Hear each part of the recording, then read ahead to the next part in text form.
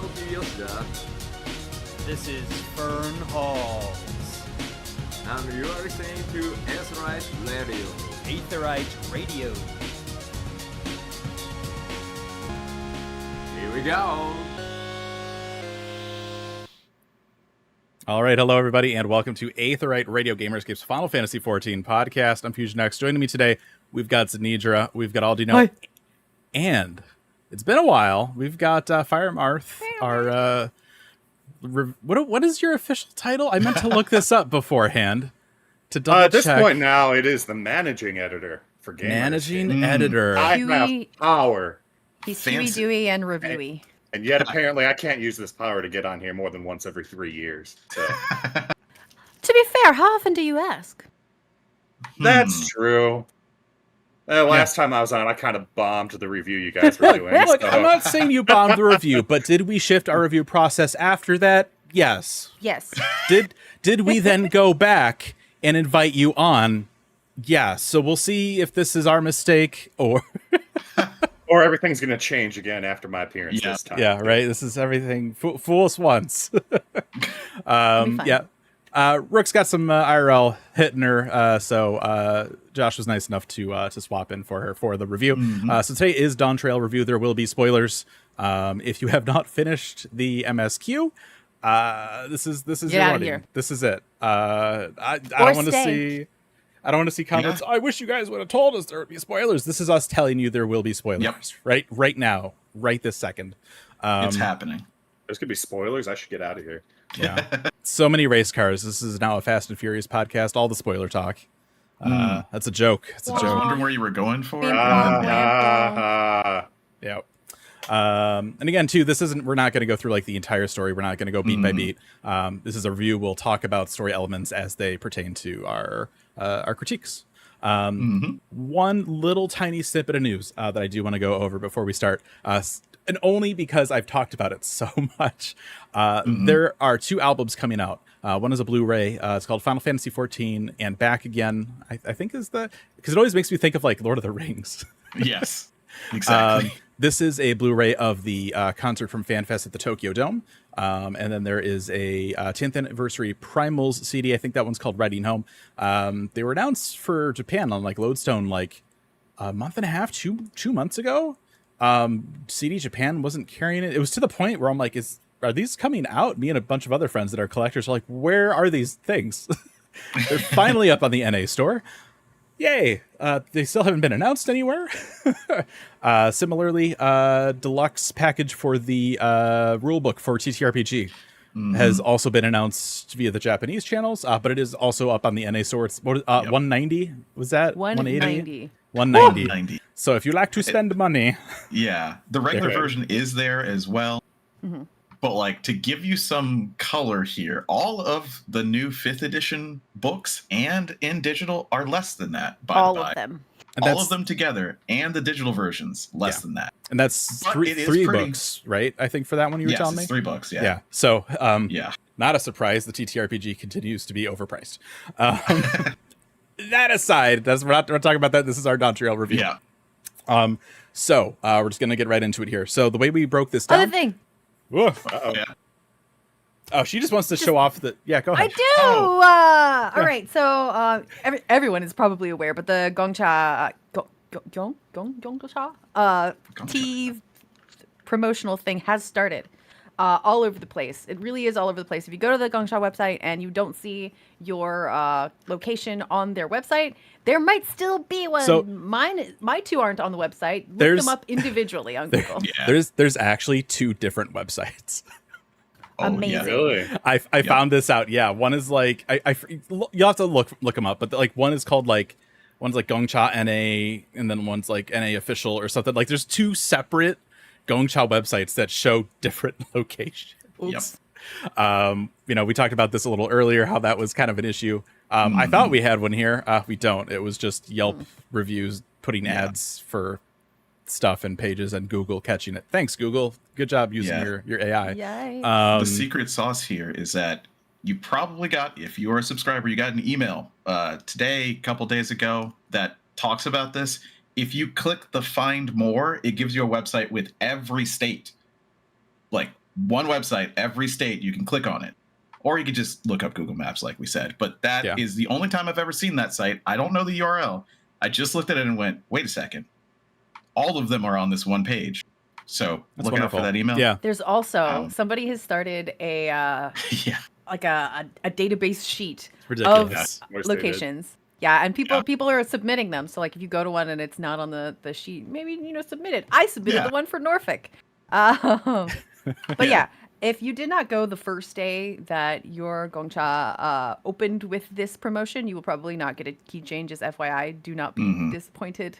They're gone. Maybe they'll have more, but as far as I know, there's still tons of codes. So if you want the Porksy mount, get on out there. Final Fantasy XIV fans are rabid, and all this stuff is going to disappear quickly. Tip your are they still baristas if they're doing boba? Is I feel like barista.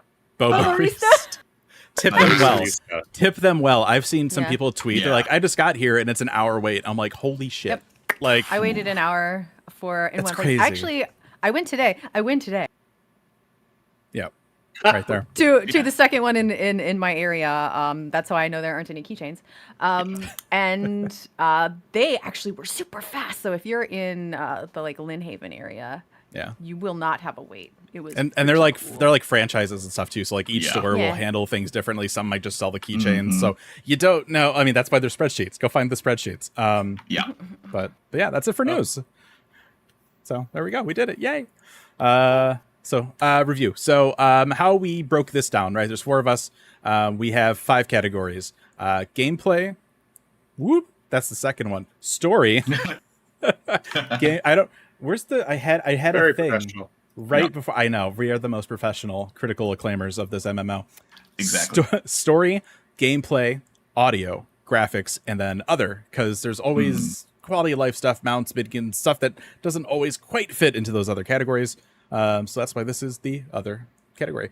We each get a maximum of 5 points for each category for a total of 100 points at the end of this. So I guess we'll just get into this, starting with story. For me, I all this, I'm not without my critiques and criticism, but for me, I did like this better than Endwalker. And a lot of people are gonna be like, whoa.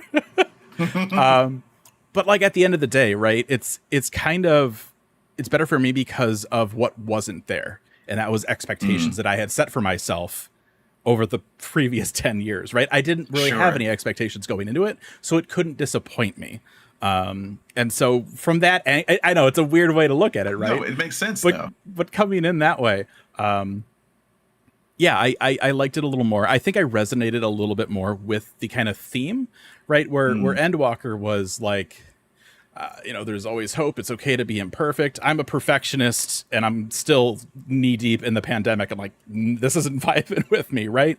But now with Dawntrail, you have this like, people die, it happens, but you can still remember them. Kind of like I gelled with that a little more. Wooklamot. Oh yeah, talk about it. You love her or you hate her? Yeah, apparently. So where are we? This. I am still a little on the fence, dipping like a toe into the don't like. So the what we know about Wooklamot coming into this, she's like, I want to be the next Dawn servant. I am the adopted daughter of the current ruler of Tyrol. And as you go through, the narrative is already burdened with an issue here, where they need to tell the player about the new world. But the vehicle they chose to do that with is Wooklamot, who is from the new world and apparently doesn't know anything. So you have this character that comes across often as like uninformed. I don't want to say like stupid, but like you would think she would know a little bit more about where she's lived for the last like 20 whatever years of her life, and she just comes across as somebody that doesn't really know what's going on in a lot of aspects. And there's been a lot of talk of how this character, right? Everybody is upset because their character's not the focus. It's Wooklamot. Really? Yeah, There's a whole. I thought that was great. I thought We that was told a our nice, story. interesting experiment.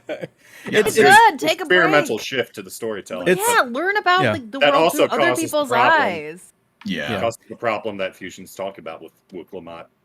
Yeah, The main character it's- that we're seeing through eyes, and yeah, it's one of those things. Like I'm okay if they want to like try and mix it up a little bit. They do give us like a couple of like optional dialogue pieces throughout the story where it's like, yeah, you know, like I've saved the star, and you know, like because there are kind of a big deal. There's quite a few times where I like write like part of the French, but like they'll be talking about, oh, look at this guy. I'm like, bitch, do you even know who I am? Like, you know, right? Like, and so they give you a couple of outlets for it, but it really doesn't like have an impact in any way. And that's like, you know, like take it or leave it, however you want. But for me, I think like my character, like it's still my character's story, and the narrative that they have selected for us is that we're helping this character. If this were up to me, I don't know that I'd be helping Wuklamot. Like after the little bit in Charlian, I'd be like, she seems like like in this MSQ, I'm Erinville. Every time Wuklamot does something and Erinville's just kind of, they're like, oh god, that's me. I think it would have been like, I understand why it would have made the story so much more complicated, but I think it would have been more interesting if you would have been able to pick which was it promise that you wanted to support. Yeah, sure. and I think especially if you pick the eldest brother, then ooh, what did you just do? Yeah, that would have been a big mess. But or at least like give us interesting, very interesting. I think give us at least Gcha all the way. Give us at least the option of it's like true. Wuklamot or Kona. And that, you know, Kona was another thing too, where, you know, after the, you know, I finished MSQ with some people and we were talking, you have that, you have the race, right? The race to like become the Dawn Servant, which, was it a race? This like the race element feels like, remember in Kingdom Hearts in the first game, where like 5 minutes in, they're like, oh no, stars are disappearing, and then they forgot about it. That's the race for Dawn Servant, because like you get to like the third area to Jacques Tural, and they're like, oh, you're finally here. We were waiting for you. Why? Isn't this a race? Why are like everybody's like waiting? Everything's like timed out. Like that felt a little weird to me. They also tell you like this is a race, but also like you are going to take it at your own pace, and just because somebody finishes first doesn't mean they finish best. Well, no, but like the idea of like, you know, it's who can get this first, but then it's like, at the third trial, we're all going to just wait and chill for a little bit and wait till everyone's here before we start. And that felt a little weird to me. They did say every tribe could put their trial together however they wanted. That's true. Some might lean toward the race. Some wants everyone to stick around to do Iron Chef. So yeah. Somebody needed to take a bite out of a pepper in that scene. I'm just such a missed opportunity. Fair. I think, you know, I get it, but Gulul Jaja set this up to teach his idiot children how to be a ruler. That's what this is for. All of them are idiots in some way. Absolutely. Yeah. So learn about your damn culture because you're stupid, and please be a good ruler. That's what he was trying to do. And to me, Wuklamot, I don't think that they ever say this to us, but she feels like a very sheltered princess to me. Absolutely. Like, right? Yeah. She's just been in the city. She's just fighting her dad and training, and people know her around town, but they don't really let her go anywhere. Yeah. It doesn't seem like.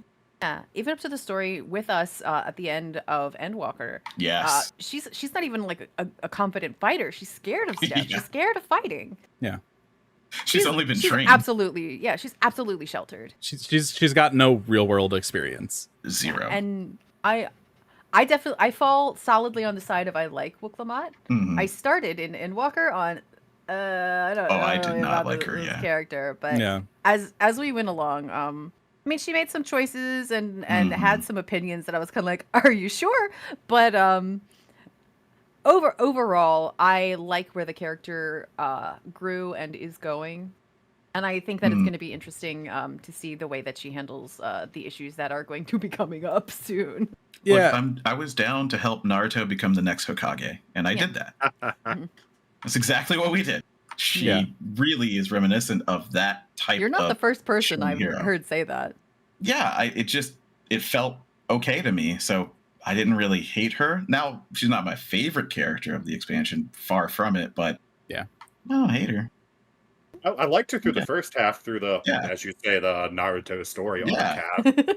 It's once you hit the second half where it just starts making less Yeah. and less sense that she's even still hanging out with you. I agree Yeah, with that. you know, there was something that somebody told me, and it's one of those things like, gosh, it would have been perfect. It was right there for him. Swap her out with Kona. Yeah, it would have been great. You have this Shalom, character yeah. that's all about technology over tradition. Show him what happens when you push the tech part. That would have been that would have been perfect. interesting. That would have been Yeah. so good. I get why they stayed with her though, because he's the one who needs to stay there and Yeah. do all the planning, do all of the general Yeah. work. And I don't mean Yeah. like generic, I mean war work. Mhm. And he's the she's the smart one one. who's Yeah. she's the one who can go out and actually physically handle herself. Yeah, Mm. she does seem kind of like one note throughout a lot of it. Like it's been interesting Sure. because I had my like initial run through two. and then maybe two, and then I've been watching our buddy Anonymous play through it, and so it's been interesting to go through that initial time, sit on it a little bit, and then see it again. Man, like I want my people to be happy. I'm gonna be the next Dawn servant. Like there's your two. Like that's like it's just, and she repeats it so much. It's like we know. We get it. Like, and so that's for me, like, it's just like some people love her, and I'm so happy for you. Yeah. But for me, she's tolerable, but then occasionally like just falls into annoying. But everybody, I can see everybody's gonna be. For me, I think the standout character of this expansion, both just with the story beats and the voice acting, is Kryl. I She did think get a great. yeah. That said, there She were coulda some gotten heartfelt more. lines. She should have. Yes. Kryl was ignored a little bit too much for my taste, but there were some absolutely just like heartfelt lines that the actors for Wuklamot served. True.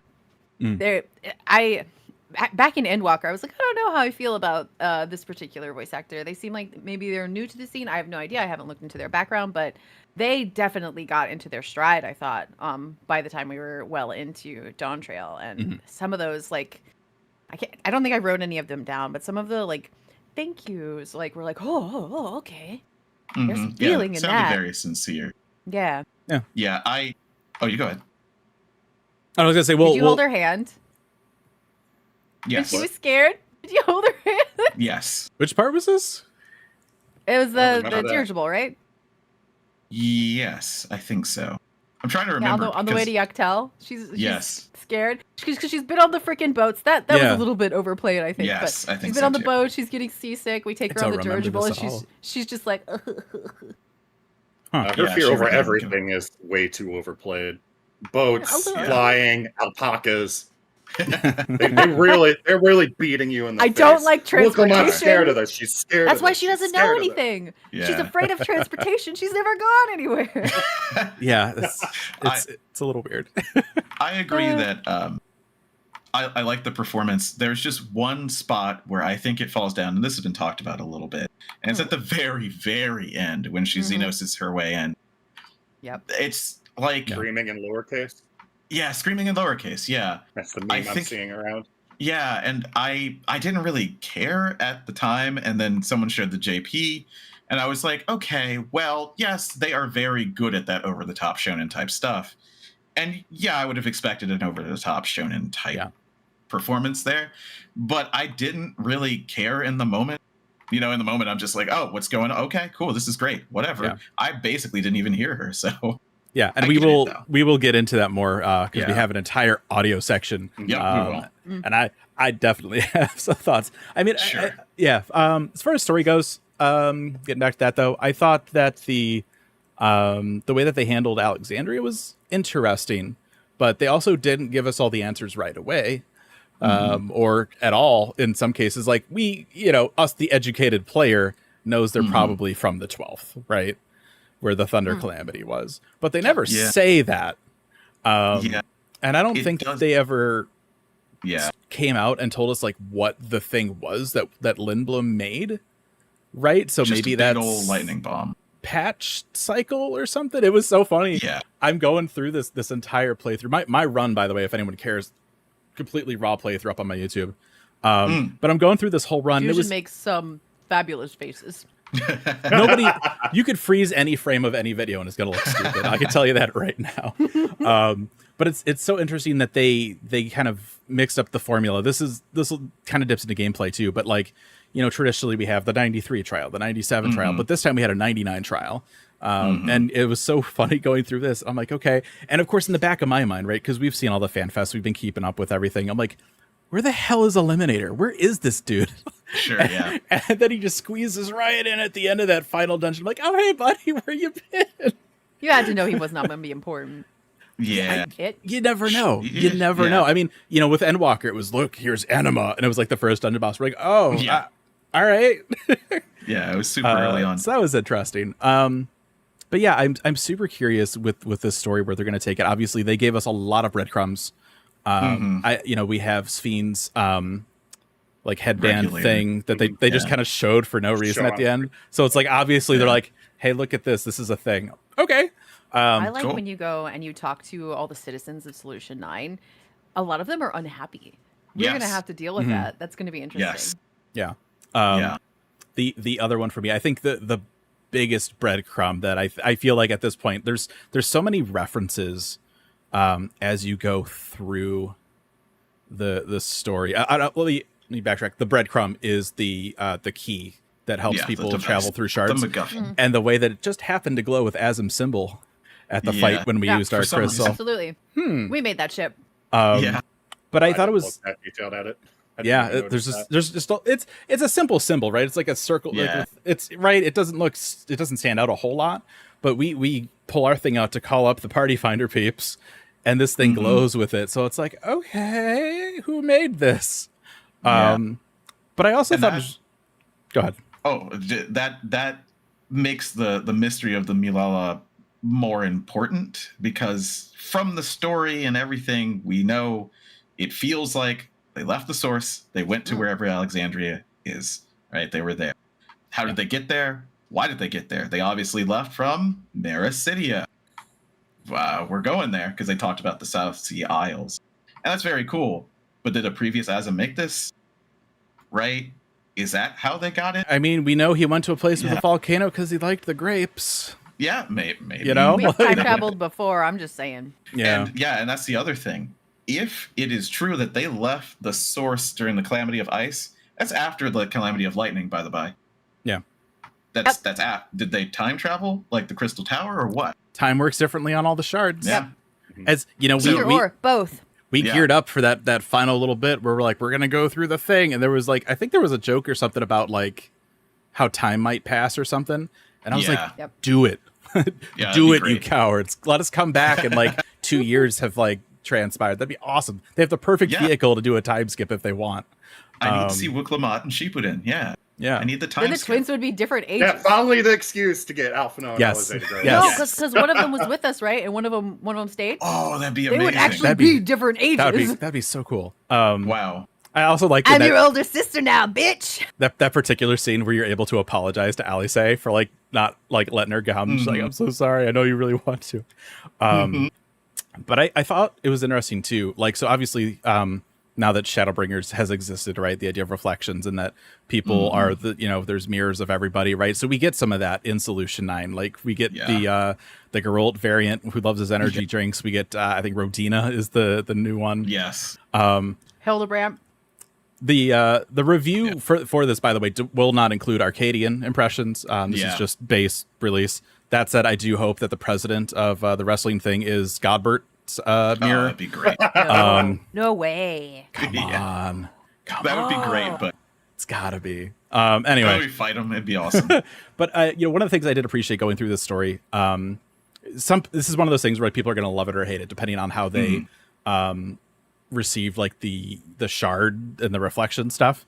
But there's that bit in Shaloni where you're going to repair the train. And you're like, hey, these are the trolley dudes, right? Yeah. And there's a lot His of wife is there. His wife Yeah. is alive. Yeah, There's a it lot was of great. nods Yeah. So to things. great reference back to one of the worst parts of Shadowbringers. Fair. Fair. Thank you for reminding me of that. You're part. welcome. It for me though, it did. I felt like they were actually. There's a lot of nods back to Shadowbringers in this. Yeah. whether for better or worse, right? Like the fact that they're already kind of making nods back to what they've done, but it kind of works with the reflection thing in a way. Like that. For me, like Mamook, you're going through those caves and then you turn out. I wish there was a cutscene there that wasn't just Aaronville teaching you about magnets. They should have done like, that was the Amarot reveal, I think, is what they were kind of mimicking there. But then also, going back to Shaloni too, the area where the bridge connects into Shaloni, like I was flying around after I finished everything and I'm looking down at it. I'm like, this is the elevator area from Kalusia. Like it's this box and it's just like, it felt very similar to me. So yeah, I just little things here and there. Obviously, living memory isn't not Amarot. Yeah. That said, it's just fair. big cities is now always equated with Amarot. Yeah. But yeah, I don't know. I thought that was interesting. When you bring up Mamook, as soon as I got into that area, it was like, oh, I live here now. This is my new home, and it's the only place that they are not welcoming in the whole story. Yeah, the only. They won't even talk to you. Yeah, it was really cool to get to finally see that. I mean, obviously, for people that have been with 14 for a while, back in the day, they let us dye our chocobos with Mamook pears. That was the very first time we heard about Mamook. Obviously, Mamook exists in Final Fantasy XI. The Mamulja are from the Ottergon expansion. But we knew that they had their city with these pears. I didn't see a single pear, but that's okay. Only bananas. We had bananas. Iridescent bananas. It was interesting to finally see it. Definitely like big, like Makalania vibes out of 10 for that bottom area. Okay. Yeah. But yeah, it was interesting to me, and we got a lot of breadcrumbs, and I, obviously like the story. The lady Mamulja. Oh my god, so cute, especially the gecko face ones. I was like, you haven't existed before. Welcome to the scene. You're adorable. Everybody like the first few days is retweeting Taco Kid Mamulja doing his little dance with his little taco. I guess going off that, Bakul Jaja, right? Oh boy. Yeah. I have seen some things I wish I could unsee. Yep. I don't know why voice people. Actor, he's just going with it. Oh He's yeah, like, thank you for your support. Maybe calm down a little. Whoa. Thanks for the artwork of my character being milked. I have seen that and I regret it. Are there two of Final them? Fantasy fans are weird. Yeah, maybe. That's a question. I don't mean two artworks. I mean two voice actors. Oh, I thought Didn't it was they two. tell us? Didn't they tell us that each head was supposed to have its own voice actor?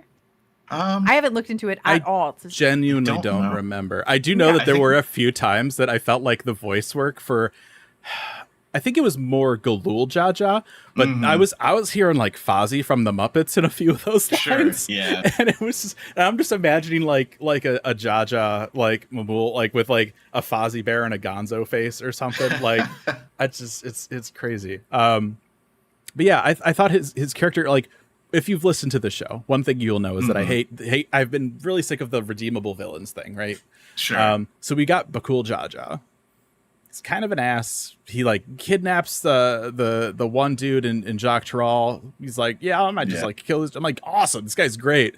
And then all of a sudden in Mamook, they're like, oh, but we need to feel bad because boy, let us tell you about cursed siblings or blessed siblings. Yeah. They might as well be cursed siblings. Yeah. That was a twist. I wasn't crazy about it at the time, but I wasn't expecting like that was wild. For me, I think, even though it was still in like that first half of the story with the race and Wicklemont and stuff, that I prefer the later half, but the cenote for me, so that whole everything around that, the way that they and this is dipping just a smidge in the audio, the track they use in the cenote and how they pull it into cutscenes later on, just like there's something about it that just hits me every time. It's so good. It's so good. There's like a epicness, but like a little bit of a sadness in there. Like it just it resonated with me like hard. So I really loved that.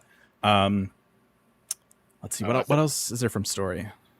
Before we jump off, since you touched on Bakul Jaja and the blessed siblings and stuff, I'm sure a lot of people agree. I've seen online they redeemed him way too quickly. Just Sure. a couple hours Yeah. earlier in the story, Yeah. he released a world-ending creature for nothing more than shits and giggles. Then we get 2 hours later, we're supposed to feel sorry for him. Like, Yeah. yeah, I know you tried to destroy the world, but you had a tough upbringing, so we'll welcome you over to our side. It's Yeah. it's interesting that they use the theme of fathers to like A lot. with both Yeah. of the bad guys, right? We get to Mamook. Oh, his dad's an asshole, and also like this is how they make blessed siblings. Mhm. We're cool, dude. Like we get it. Like it was a little too quick. Yeah. I get like, then he ends up kind of helping and stuff, and like that's fine. Could have waited till that moment to show us his redemption. I think that would have been cooler. I don't know. The other one for Giving me, you a couple more hours. yeah, and then of course we got first promise, good old Zeralja. Yes. Who again, like almost all the campaign, he's just like kind of like this quiet guy, and all of a sudden it's like, oh, he bad, like he like capital B bad. And then fucking right at, like as soon as Galulja, his like probably son. Also, who was the mother? There's no other. We need to know that. There's no other Mamul in Solution 9. How did this don't know happen? that. Yeah, like They're far in the future technologically. They figured something out. Yeah. As soon as Otis is there shaped were like a also Mamulja probably- somehow. There were also probably Momulja like that got stuck. Yeah. you in would the think crossover. so. I Yeah. wish We don't we see would have them, of course. seen Yeah. one. Yeah. And so like as soon as Galulja shows up, I'm just like, oh, don't use him to redeem the dad. That's a bad guy. And they didn't, but they got kind of weird and close to that at the end of that fight where the kid shows up and he's like, my father never loved me as much as I thought he did, and he didn't leave me anything. And all right. Like, Sure. I wasn't crazy Yeah. about that part, but I do appreciate that for most of it. And for most of Black Jaja's story, really, like until that last, little bit, they were just like giant assholes. And that's what I wanted. Like, so I'm happy with that. Yeah. Yeah. We're getting towards the end of the story, and I just wanted to say Alexandria is my favorite thing. Like, bar none in the game. Like, the way that you felt about Amarat was the way that I felt when we go into that dungeon. Okay. The music, Okay. the vision. I love Final Fantasy IX. And it just hit me so hard that I would not have cared about the previous story. Now, that's not true. My score will reflect that, but my good, all the way from Solution 9 on, I was in. Nothing before mattered anymore. I love everything about it. It's I interesting can agree because with you there. Go ahead. Yeah. my first reaction going into it was like, oh, look, it's the lunar subterrane. Like, it's just, we're flashing back. But then I'm thinking about it. Shadowbringers. Yep. Endwalker. It is. Dawntrail. The final dungeon. Hey, you want to see how the world ended? Yep. Each one of them is the same premise. And, it's presented differently, right? Because it's like, oh, we're erasing her memories and she's reliving them for one last time, which got me as well. The way that her people seem to love her, but this is her memory. They could have adjusted it. And I hope that we talk about that in the patches. Like, was she really that good? Maybe. I don't know if I hope so or I hope not. Yeah. Because just you could feel through it, like the dedication to her people, and her people were despondent. And I don't know. It hit me really hard. I don't know. I can't exactly explain why, other than, man, do I hate the Asians and Emmett Selk even more now. I hate them. To destroy that? Are you... What? So mad about the destruction of Alexandria. Just so mad. On those lines in the back half of the game, one of the biggest moments that stood out to me was just when you're on the overworld.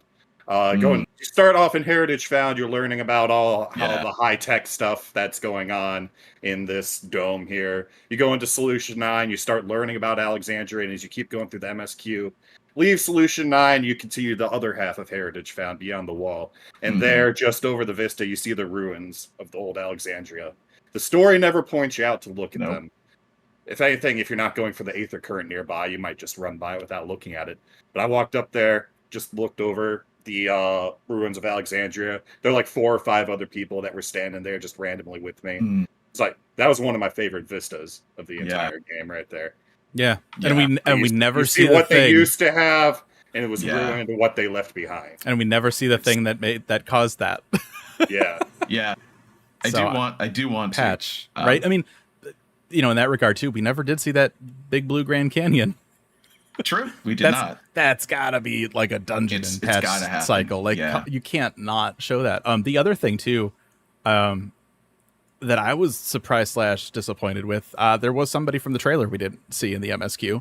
Where is the Nutkin? Because you know they have all these elements like throughout the story, either like towards the beginning or at the end, where they basically like recreate the trailer in gameplay. But there's no Nutkin.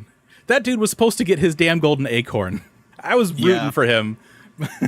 And maybe Hildebrand. I don't know. Like there were 2 Nutkins that pop up actually in the Alexandria ruins during the MSQ, and I was like, are we finally gonna get Nutkin stuff? And that was no. That's just all right. Well, all right. I definitely want to mention Living Memory and turning it off, because that was a moment for a lot of people. That was a bold choice on them too. Oh my goodness, I love it. I love it, and I hope that we never get it back to what it was. So good. Like, just being the person to press the button. You know, you don't want to do it. Sometimes I hesitated, honestly. I didn't think that I would, but I was like, let me just take a look real quick, and then I'll press the button. I mean, let me ask a question, because I think, obviously everybody's going to resonate with this differently. And maybe it also depends on how quick you blast through the MSQ, right? But so the premise behind Living Memory, right? You're basically saying goodbye to these characters. But I've only known them for a few days. So am I that attached to them? Not really. I think in the case of Kryl, I think that's the one that hit me the most. Just because we've known Kryl the longest, right? Aaronville, we haven't really known for, you came in last expansion. And so I think that's the one that hit me the most. And I also, I maybe audio, but also this is story based. Aaronville's accent. Why is it there? Where does he get his accent? Like, I get that. You meet his mother. His mother is American accented. Yeah, it's one of those things where, and this might just be one of those like a Loke thing, right? Where in other languages he doesn't have that accent. It just happens that for the English they casted a guy with a heavy Icelandic accent, and that's just kind of how it is. And so I'm curious if they ever even thought of the idea of, like, when they're explaining his real name, he's like, oh, I adopted a different name because people would have looked at me weird with this Tirali name. Like, what if just in the English they're like, and also a different accent? Like, that would solve, because they don't address it, which is okay. But like, when you look at, when we go to his home and no one sounds like him, it's a little weird. Can I throw something strange in there? Yeah. Obviously I missed the first half of this conversation being on the phone, but who is it that we attribute finding North America to? The Vikings. Oh, the Vikings, sure. Yeah, they were there first. But I think... not necessarily an Icelander, but that range of accent. So it's it's a Vieira thing. It would have been fine if literally anyone else had the accent. It's a Vieira thing, I think, because the Vieira from Eorzea and Othard sound like that. They have names like that. So I think maybe he took it up to differentiate himself from home. It feels like, and I hope that we get into it, that he had some moment where he just wanted to cut off that world completely. Right? He didn't want to. He didn't really want to go back. Right? Like, she's his mentor, but she kind of just said, "Go out, go do stuff." Right? So I really wanted more of that to know why he did it. But yeah, all the other Vieira sound like him. Not in Tyrol, but the Vieira we know on the other side of the water. Aside from his mom, do we hear any other Vieira? Not in this game. I don't think so. Not in. I don't think so. Not in Tyrol. I don't think they're No, voiced. I don't think so. And the Viera accents aren't just in Eorzea. I forget her name. Yeah. The one main Viera from the first in Shadowbringers also has a That's nice true. Celtic accent. Lena. Oh, Yeah. yeah. I think it was just originally a stylistic choice. Yeah, Yeah. probably. Voice actor Yeah. choice, and just they're not going to boot the known voice actor for Aaronville just because. No, no. I mean, he does a fine Friends job. I sounds think like it's that, just too. it's one of those issues where it's only an issue, like air quotes, Yeah. in the English, and so the Japanese side doesn't think to address it because there's nothing to address, right? Right. It's just one of those things. Are we still in story? Yes, Are we going, Yes. Okay. Mhm. we should probably wrap story. We're almost an hour in. Something I wanted to mention for the story was because I've heard a lot of people say they didn't like how infrequent the instance things were in comparison to like actual cutscenes. Mm. This is a thing we've talked about in previous reviews, and my opinion has always been too many instanced things, or too many instance things that felt unnatural to suddenly be there, or like pointless as it comes to the story. For example, the caravan that we have to protect when we're moving through Garlemald. Sure. Snore, boring, not an interesting fight. The one after that with Thancred, where we're sneaking around, that was interesting. That was cool. That was different. I liked that one. Yeah, that was. I felt that was Thancred. I felt like the instances that we fought in this version, while I think less frequent, which I personally liked, that's not necessarily the most popular opinion. They felt either necessary, and if not entirely necessary, actually fun, actually a challenge. Like doing the fight with Ghoul Papa. That was actually a fight you had to pay attention to. Yeah, I was Galore. so upset. This is like such a weird thing. So we get to Shaloni and we see Estinian. It's like, oh yeah, like I'm set. I fought Galul Jaja. He paid me a good chunk of money. I can kind of roam around for a bit. I'm like, he didn't pay me.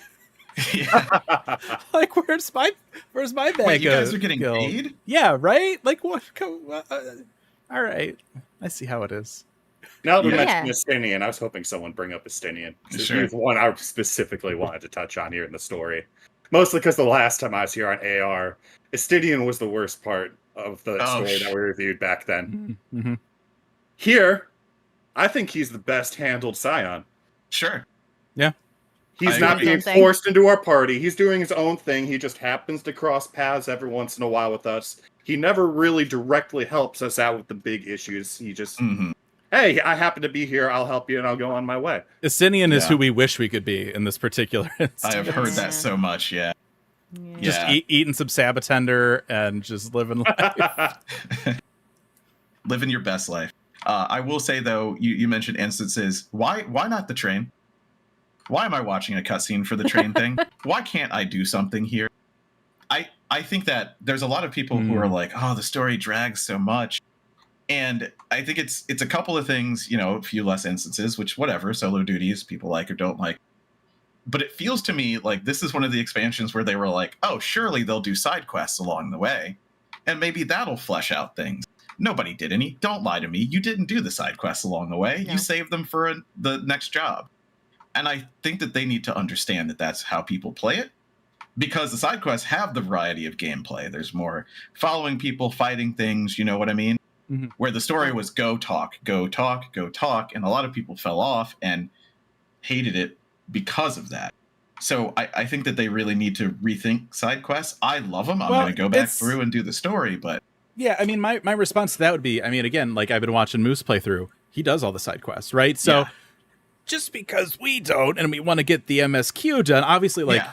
we well, are gonna like everybody has their own kind of priorities, right? When the expansion drops. For us, we know that we're going to be reviewing things and we got to hit that MSQ quick. Also, we don't want to be spoiled, so Sure. we floor it through that MSQ. Side quest, Yeah. great. Maybe I'll see you later if you're lucky. I'm not saying get rid of them. I'm just saying that they should understand the way people play change the the game. pace of it. Change the pace of the MSQ to. Okay. I don't know. It feels like they really rely on those side quests because otherwise, yeah, it is walking and talking for about 3 hours. Yeah. Which is fine. I'm okay with that, but a lot of people are not. Yeah. I and mean, this I just think they need to rebalance that just a little bit. this starts to bleed into gameplay, which is I think okay Yeah, because I that think is our it's good. next thing. But it was interesting how they did simplify some things, right? So previous expansions, right, you would get these side quest chains, right? You have to go through all these, and then you get the Aether Current. Now, you do the first one, you get the Aether Current, which was nice. And then also Fates, too, required less Fate grinding. Which is nice, because it's a little frustrating, the idea of going through all these Fates and then unlocking the hub stores, right, in Solution 9 and Tuliolol, where there's more stuff, and the mount certificates. But this whole time, you can't buy those certificates that, you need like 1 million for. So, like, cutting the Fates short was kind of nice in that regard. The XP bonus stuff. Let's drop story scores. Yeah. All right. Story for me, again,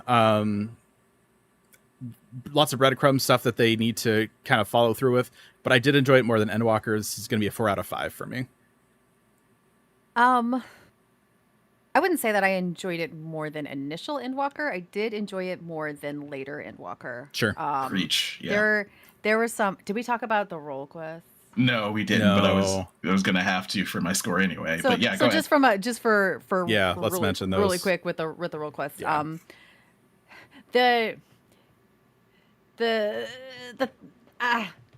Yeah.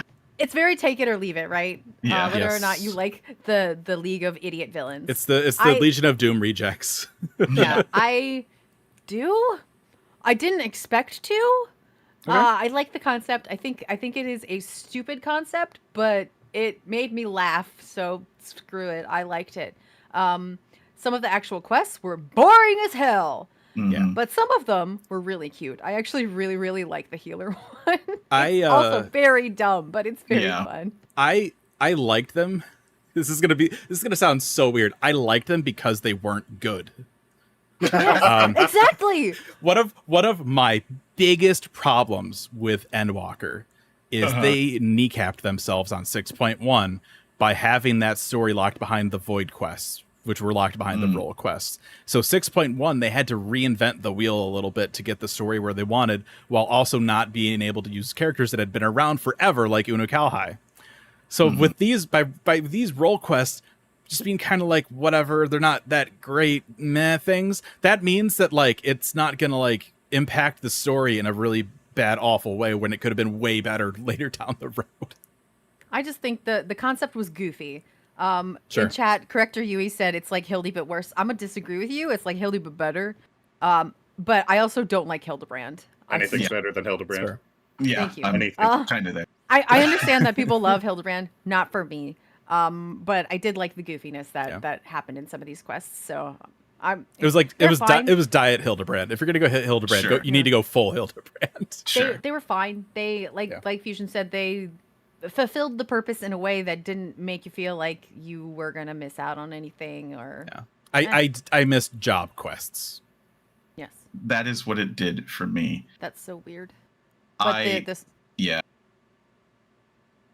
For me, story, I want to put like a 3.5. We don't do 0.5s here. We're already getting it specific to a 100 point total here. Yeah. You gotta pick a whole number. Exactly. So full story and role quests in mind for this. I went ahead with the 4, rounding up that 3.5. I'll go next because I rounded down to a 3 because I hate these role quests. Not just dislike, not just don't want to do them. I hate them because I keenly feel the lack of job quests, of the important role quests from Endwalker and Shadowbringers, and like I don't like any of the characters. I don't think we learned enough about their upbringings and where they came from. I don't think that the MacGuffins were interesting in any way, shape, or form. And they all just happen to be like almost the same model MacGuffin with like a different like cap on top of them. And the worst part is it's not over because spoilers, they all get away. So like, well, not all, but a lot of them do. And I'm like, I just don't care, man. I don't want to. It felt to me like they were like, well, we got to check the box that we said we did role quests. You don't. Just bring job quests back. You could make them one quest. We don't need a separate set of quests during the MSQ. Yeah. It's not like we need the experience. But also, if you do bring them back, put effort into them. Because the last one, the Shadowbringers, we got one job quest, and then they had the role quests. And that one for Dragoon was just so... Nidhogg really wasn't that bad, and it was like... It looked like a damn like puppet slideshow. It was like a background, and then they moved some images around, and it looked really... like it probably was low budget. Like, they didn't have a lot of resources to put into it. But, like... It wasn't good because of that. So you want to bring job identity back without touching anything in the combat system? Give us job quests in which we go and talk to our trainer and go, hey, look at all the stuff I came up with, and maybe teach those who walk after. Maybe, I don't know. Sounds like a tagline for a game that I know. You pulling on some lyrics right now? Maybe. But that to me is the worst part of the story. I loved past Alexandria, past Solution 9. So yeah, I rounded down to a 3 just because the role quests were just bracing to me. Like I didn't even want to finish them. Oh, my turn.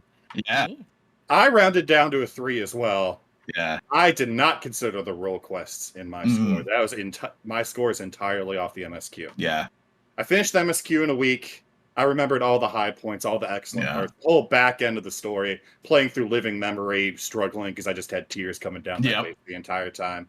I even liked the beginning slow parts that everyone's complaining about. Reminded me a lot of playing like the first entry into Trails game, like Trails in the Sky. Very slow, lighthearted world building. But then after I finished the MSQ, sat around for a few days, got told I had to come here and help you guys review, so I really took a deep look back at the story. I remember just how much time I spent looking over at my second monitor, scrolling through Reddit and Twitter, while yet another pointless cutscene played out on my main monitor. Shaloni was boring and tedious for me. Not much happened there. Everything between the first attack on Tuliyollal and when you first get into Heritage Found was an egregious slog, and I could never bring myself to do it again. Especially when they showed you, oh, there's Heritage Found in that dome.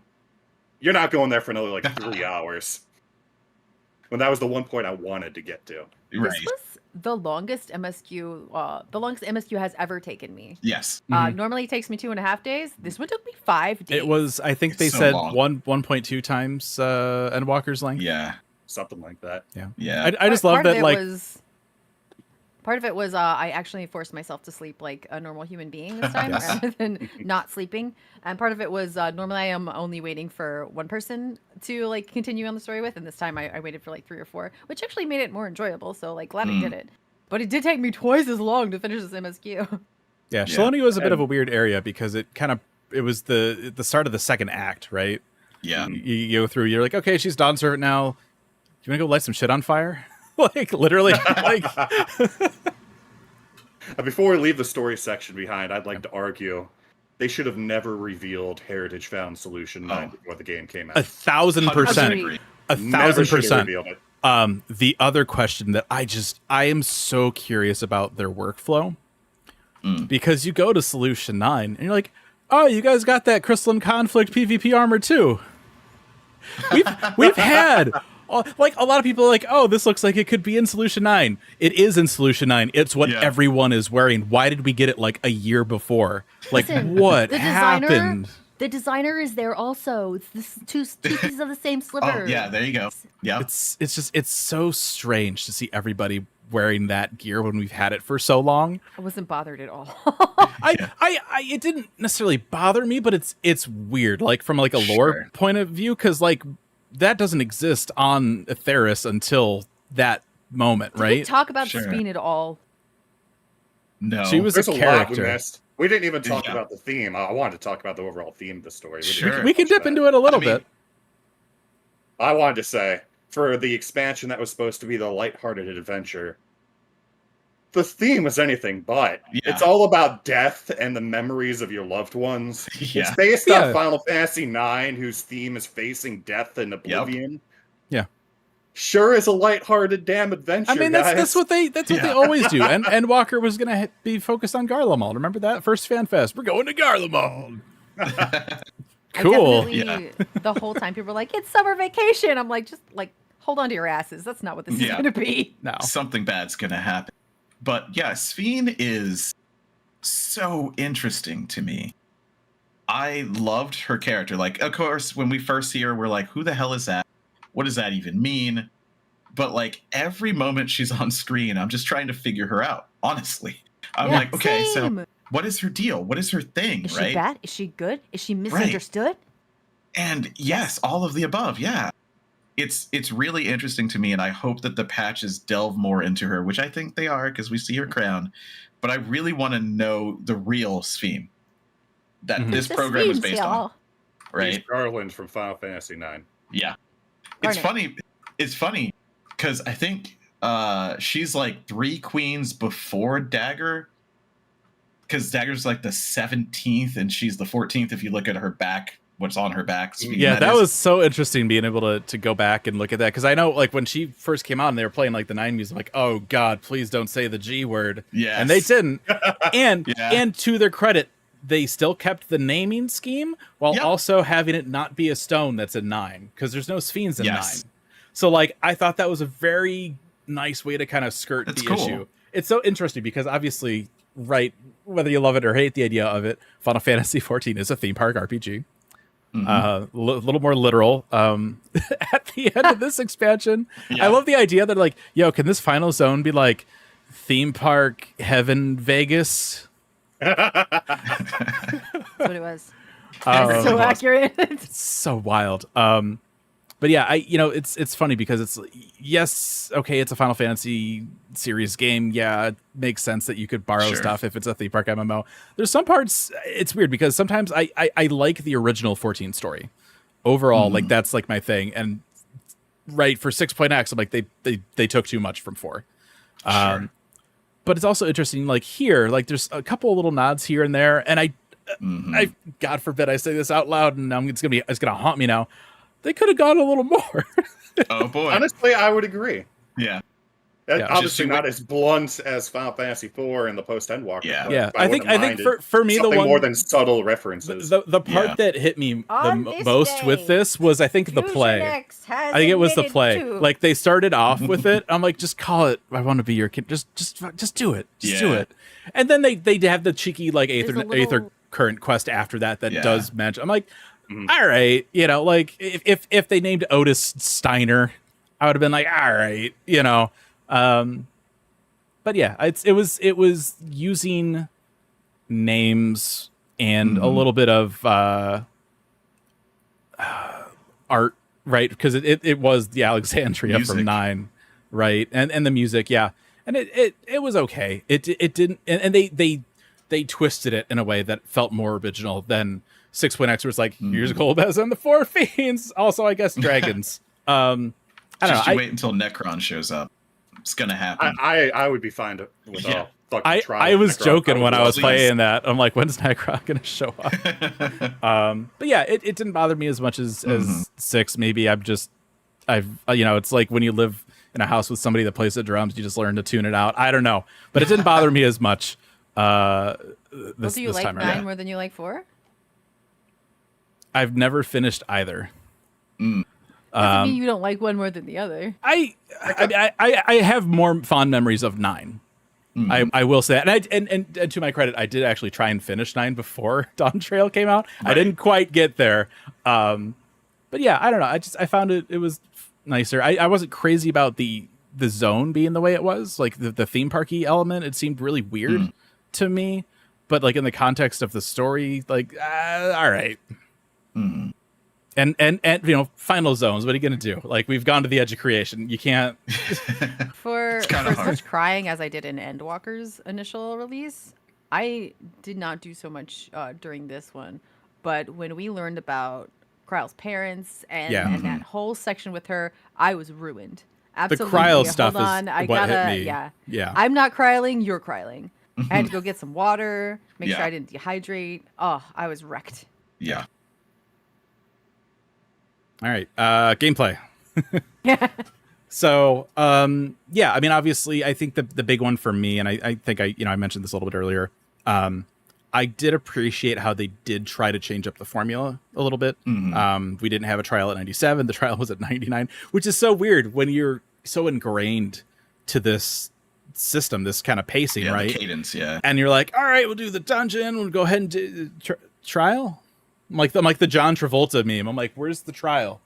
Like, where did it go? So that was it was nice. It was a nice change of pace. There were little changes like that all over the place. Like that, the trial moving, the way you get to the areas is completely different. Yeah. You can't. I mean, it's closer to Shadowbringers, for example, but the order in which you complete the zones normally it's like you go to the first zone, you'll come back to that later. It was depending on the order that you did the 2 first zones. It was immediate or right after you finished the first part of the second zone. So I was like, this is new and crazy and different, and I like things that are new and crazy and different. And the second hub is the second to last zone you go to in the game. Yeah, which is I'm going through Heritage Found. I'm like, I still have a whole hub that we need to go to. And let's since we are in gameplay now, I do want to talk about Solution 9. The design of it is interesting. We haven't really had that before. The size of it, I think, is awful. I think the overall layout and design is terrible. When I go to my endgame hub to where I turn in my tomes, I don't want to have to use the Aethernet to get to the desk. I want the big Aetheryte just be right there. That should let us use our mounts in there. Yes, we can in Rogger's Reach. Yeah, right. The only hub, only in Rogger's Reach. The smallest hub. Yeah. Which that makes sense to me. That's a very good point. I forgot that you could do that. I had to go to Rogger's Reach for role quests, and I'm like, we could mount in here. Yeah. And I'm like looking over at Solution 9. I'm like, what's your excuse? You're from the future. Like, what do you? You should have known better. It's a bit big. It's a bit hard to traverse. Give us moving sidewalks. Don't want to put a market board there because I'd rather be there than silly y'all. The other part of the design of Solution 9 too, where it's funny because they like specifically take apart in the MSQ and they're like, oh, we got that little jump pad there. And for like a couple of days after I finished MSQ, I'm like, where the hell are the materia vendors? In Solution 9, you got to use the map function. You got to use the jump pad. Well, I mean, I hadn't thought I didn't need to use them yet. Yeah. But after looking around, I'm like, I don't think I've seen the materia people yet. They should be around here. And you got to go up the jump thing. So it's like it feels like another like out of the way kind of a thing. Yeah. One thing they're I out of the way, but the 7 million guild bike mount vendors right in the way. It's right there. I appreciate that shows up and that you can buy that mount, and then depending on how early into your Solution 9 progress you buy it, then you see that there are other colored versions, and you're like, I want that one though. Like we're going through, and then you go to like basically like a bike shop, and you're like, hey Yoshida, how hard would it be to dye mounts? Oh no. They should just build a bike system like the Chocobo system. You can build up your bike and change colors and race it. That'd be pretty cool. I'm not gonna lie. That'd be wild. I'm surprised we haven't talked. But we talked a little bit about the Aetheryte, but it's too far away. Please fix that. Please fix that. I have to walk all the way up. That sucks. Yeah. Okay. You mean from like the point where you land next to it? Yes. When you can't freaking reach it. That's strange. The terrain is weird around it. Like a lot of the Aetherites in this. That's all I wanted to say. Like a lot of the Aetherites in the game previously, you just walk right up to it. Yeah. But all the ones in Dawntrail, it's like the Aetheryte that they put out in front of oh gosh, what was the station in London for Dawntrail promo? They put an Aetheryte, King's Cross, where they have the giant ass rope around it. All the like in Dawntrail, it's like there's either like just like a giant hole or like a giant like thing around it. Like I don't know if Kono's like, we're gonna bring Aetherites over, but I don't want people to like smudge them with their hands. At least he learned. I don't think he went to Labyrinthos, but at least he didn't put the Aetheryte in water. Right? So dumb. At least none of them are in a pool of water. Yeah, in Solution 9, it's over a giant pit. That's true. How many people fall in? Especially since you need to walk up to the Aetheryte because you're too far from it when you There's no rope. That's not OSHA compliant. There's no OSHA. That's why all this stuff happened on the 12th. They didn't have OSHA enforcing regulations for safety. There's no safety board. Oh my god. But I will say, in terms of gameplay, I guess jobs first, right? Coming into it, like again, like I haven't rated since I think Barb EX was like the last thing I did. So for me coming in and seeing the changes to Dragoon, again, I do miss that extra jump. I also miss the dashes on tanks. I've been playing around on my Gunbreaker a little bit. I'm like, okay, that sucks. It doesn't do damage, but you still dash. Yeah, you get forward. It gives you a little boost. It just looks different. When they're giving boosts to other jobs, they take it away from the. All right, sure. For me, That's because they're taking away little bits of tank privilege for the other lessers. Yeah, it was was literally because it was too busy in your burst because you have to press it because it's damage. They could have kept the animation. Mm-hmm. I don't know why they had to change the animation. Just take the damage away. Who knows? For me though, like coming into Dragoon with the changes and like final version of Machinist now, it's one of those things where like you can just push all your buttons like right away, and it's one of those things where it's just, it's a little overwhelming. I felt for until you kind of find the rhythm of things, right? But it's like I hit a button on Dragoon and like all these things light up. I'm like, oh God, what's the order I have to push these in so I don't get shunned by the internet, you know? There you go. Yeah. It was a lot. And it's still a little, I'm still working on it. Right. But sure. I mean, overall, I think the changes were they were fine. I did end up usually with an expansion. I take Summoner or Scholar up because it's the 2-for-1 special for Roll Quest. Don't say that in front of Charles. Don't say that. No. He knows. It's fine. It's fine. He's aware. I am aware. This time, I did mix it up a little bit. I did take Pictomancer up to 100. And that was... Yeah, I enjoyed it more than I thought I would. I think a lot of it is just because of how different it is. It is the best caster they've ever made. Yes, I love how many people were like, "Ugh, Pictomancer. Wait, it's fun." No, it's so satisfying. It still is very weird. You know, going back to the train cutscene. There's like sure. You got the Vanguard guys shooting down at you. You got people casting fireballs, and then all of a sudden, splash of paint. Just, like I get it, but it does really it looks weird. Yeah. I didn't like the aesthetic of Pictomancer when we first saw it. I think it's much less weird looking in game. Like it looked a little strange to begin with, but I love it. But the design of it is an amazing caster. It is the best now of them. I mean, I'm not talking damage, but yes, that too. It just has such a very fun, good decision-making process. It's fun in the moment. It hits like a truck. It's fun. Yeah. My paint for you is like a truck berserker. Please backport that to the rest of the casters, especially Black Mage. Poor Black Mages. Yeah. Please. I think the one thing that's weird to me on Picto, and is it's the hammer. Because it's so satisfying. Well, hold on. It is. But that second button to cue it up, you have to paint the canvas and you have to stamp it. The stamp feels weird. Why am I having to ready it a second time? I mean, you have to do that for all of them, though. No, but the second button on all the other ones activates that is it. True. Yeah.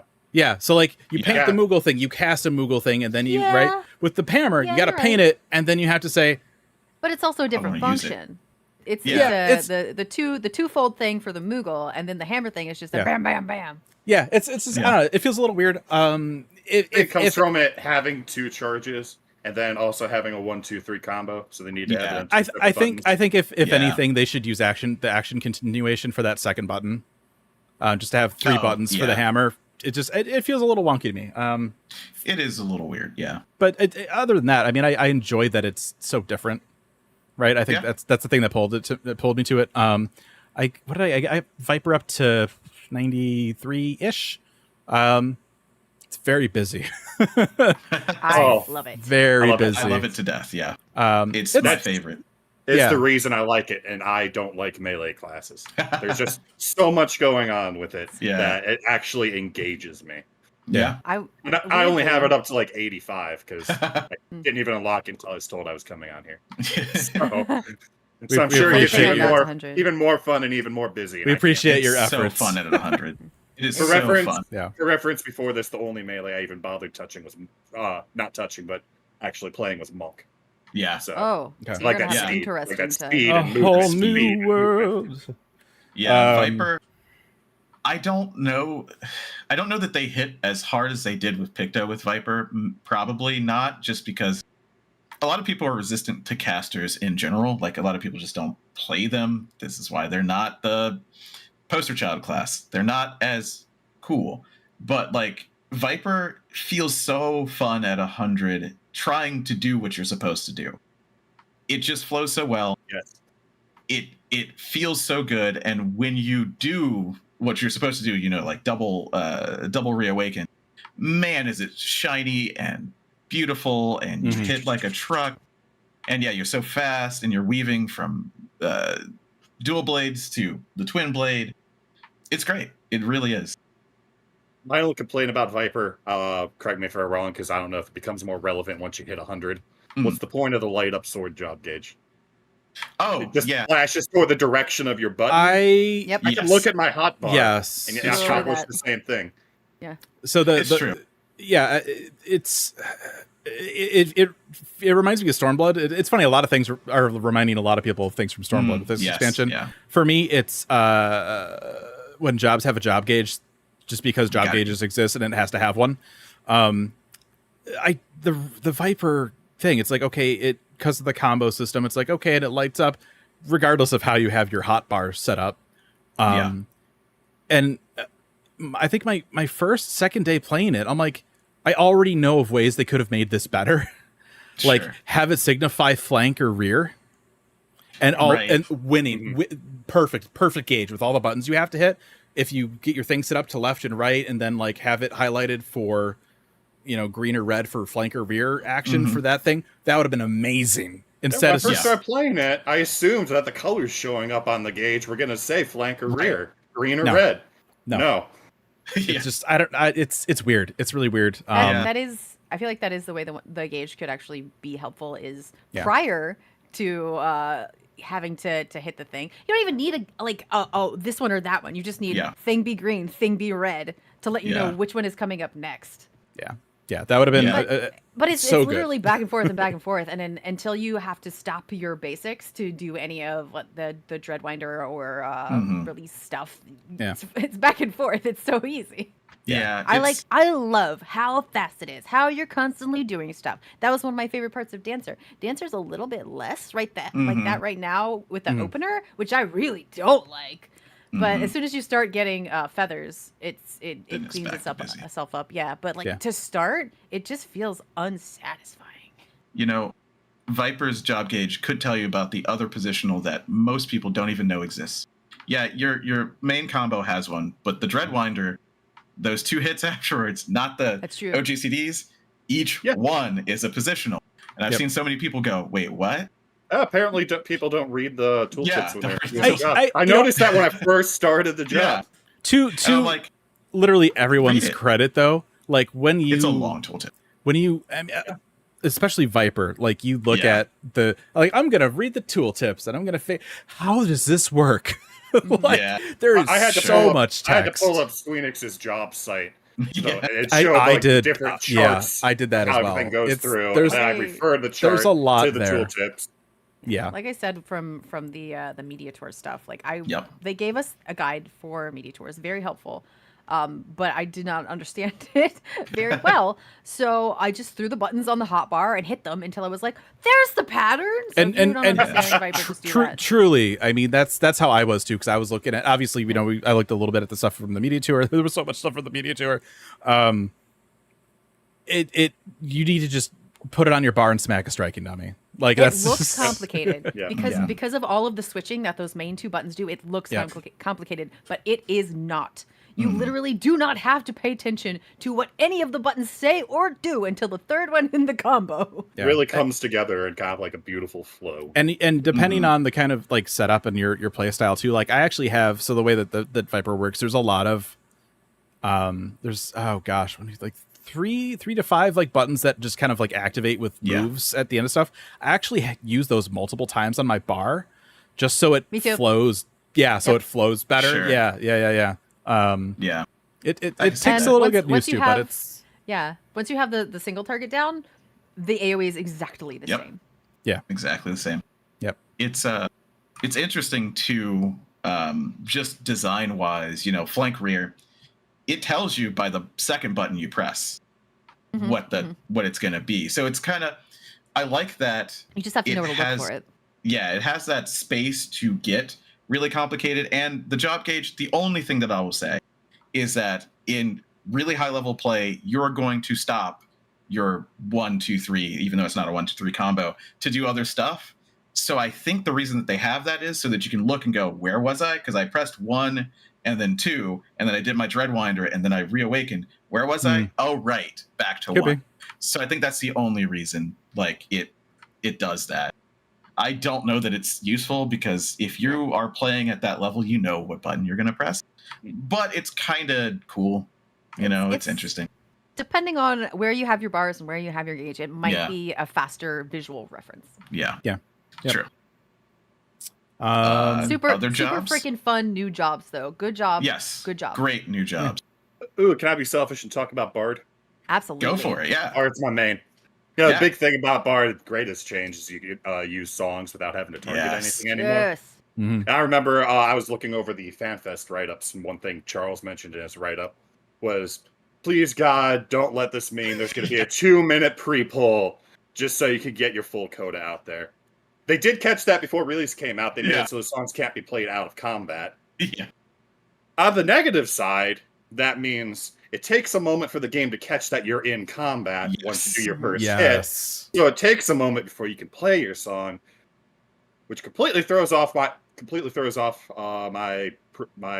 initial opening. Yeah. I gotta wait for that second before I could do the song and keep going. Yes. Yeah, that's More often always than not, been a problem. I go and press the button and it doesn't happen, and then my opening's completely. Well, it's never Right. going to be the first button you hit anyway. It should be one of your dots. the second button. Yeah, Yeah. but It's OGCD. It's weaved in. yeah. Yeah. Yeah, the but problem is I've during actually- that weave.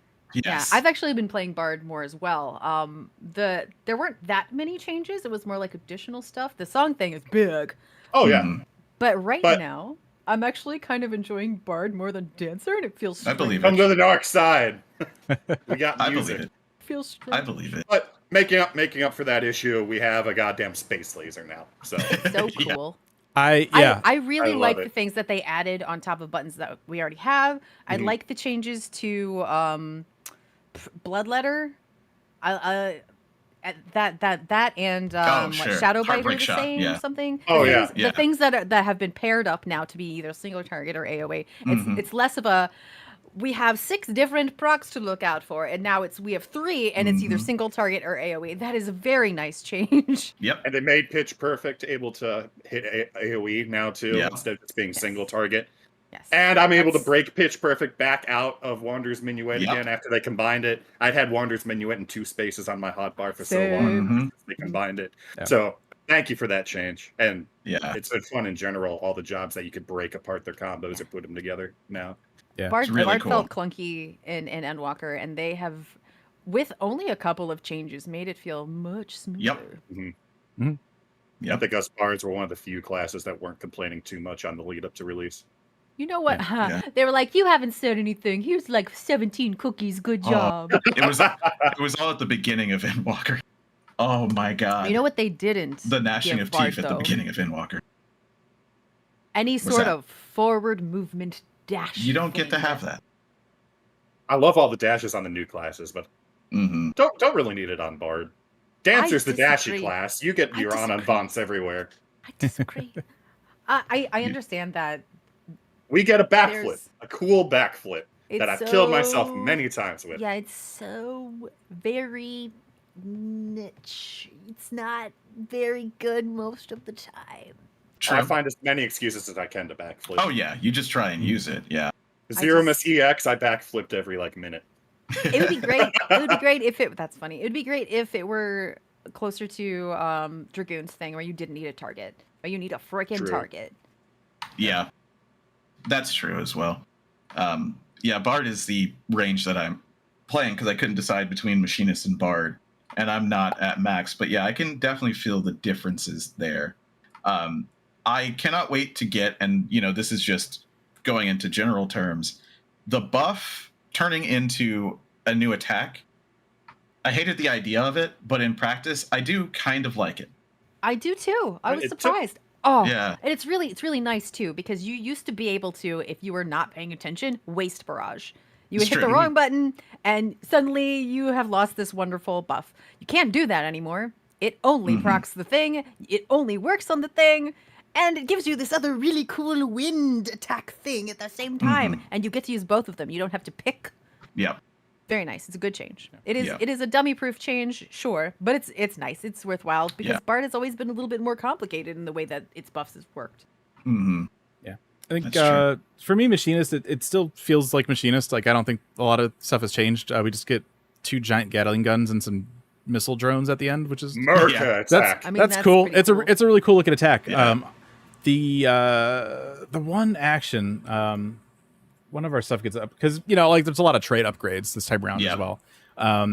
Double check now. The animation on it every so often throws me off a little bit because depending on the angle of it, it almost looks like a dice pops up or something. Like I have like 3 seconds to like stop moving or something. Sure. That might just be me. Acceleration bomb. But the first time I used it, I was like, oh shit. Am I good? Like it was a little weird. So like that might be a me thing, but I mean I like the full metal field. It's ridiculous, and it's the only thing that depending on how you use it, how you're weaving it, like it may cancel the animation. You're like, oh Yeah. which is sad because like it looks cool as hell. I want to see it. You are going to messed lose with DPS to watch that animation. You're going to like it. It's worth it. I haven't Has touched the anybody new messed monk yet, unfortunately.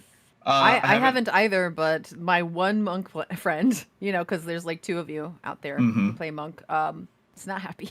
Yeah. Oh, Yeah, it got remade again, and then again, because now it's different as of last week, and I've heard a little bit more acceptance of that version because it just went back to the Endwalker kind of cadence, right? Instead of this new whatever they were trying to do there. But yeah, I haven't heard very many good things, but I haven't heard absolutely, people being upset like I've heard Black Mage or Summoner. So Why are people upset with Summoner? because it didn't change at all. Literally, you press the same buttons in the exact same way, and nothing changed. I hear all you get is just a cooler Bahamut.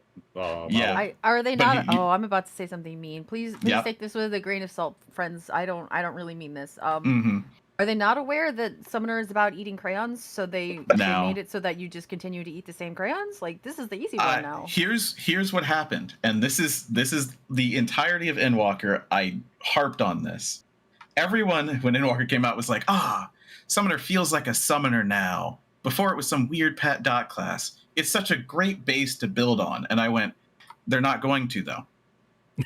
They're not going to build on it. It's not going to change. People like the way that it is. I don't know what they're going to do, but don't expect a whole lot. And what did we get? Literally the new Bahamut. You press the same buttons in the same order. That's it. Like, it is just a reskin. You literally are pressing the exact same buttons in the same order. The only new things that you get, an upgrade to Fester to make it not make the sound that I love, which sucks, but it looks a little different. You get a heal at level 100. Your level 100 capstone is a heal. Makes sense for a DPS class.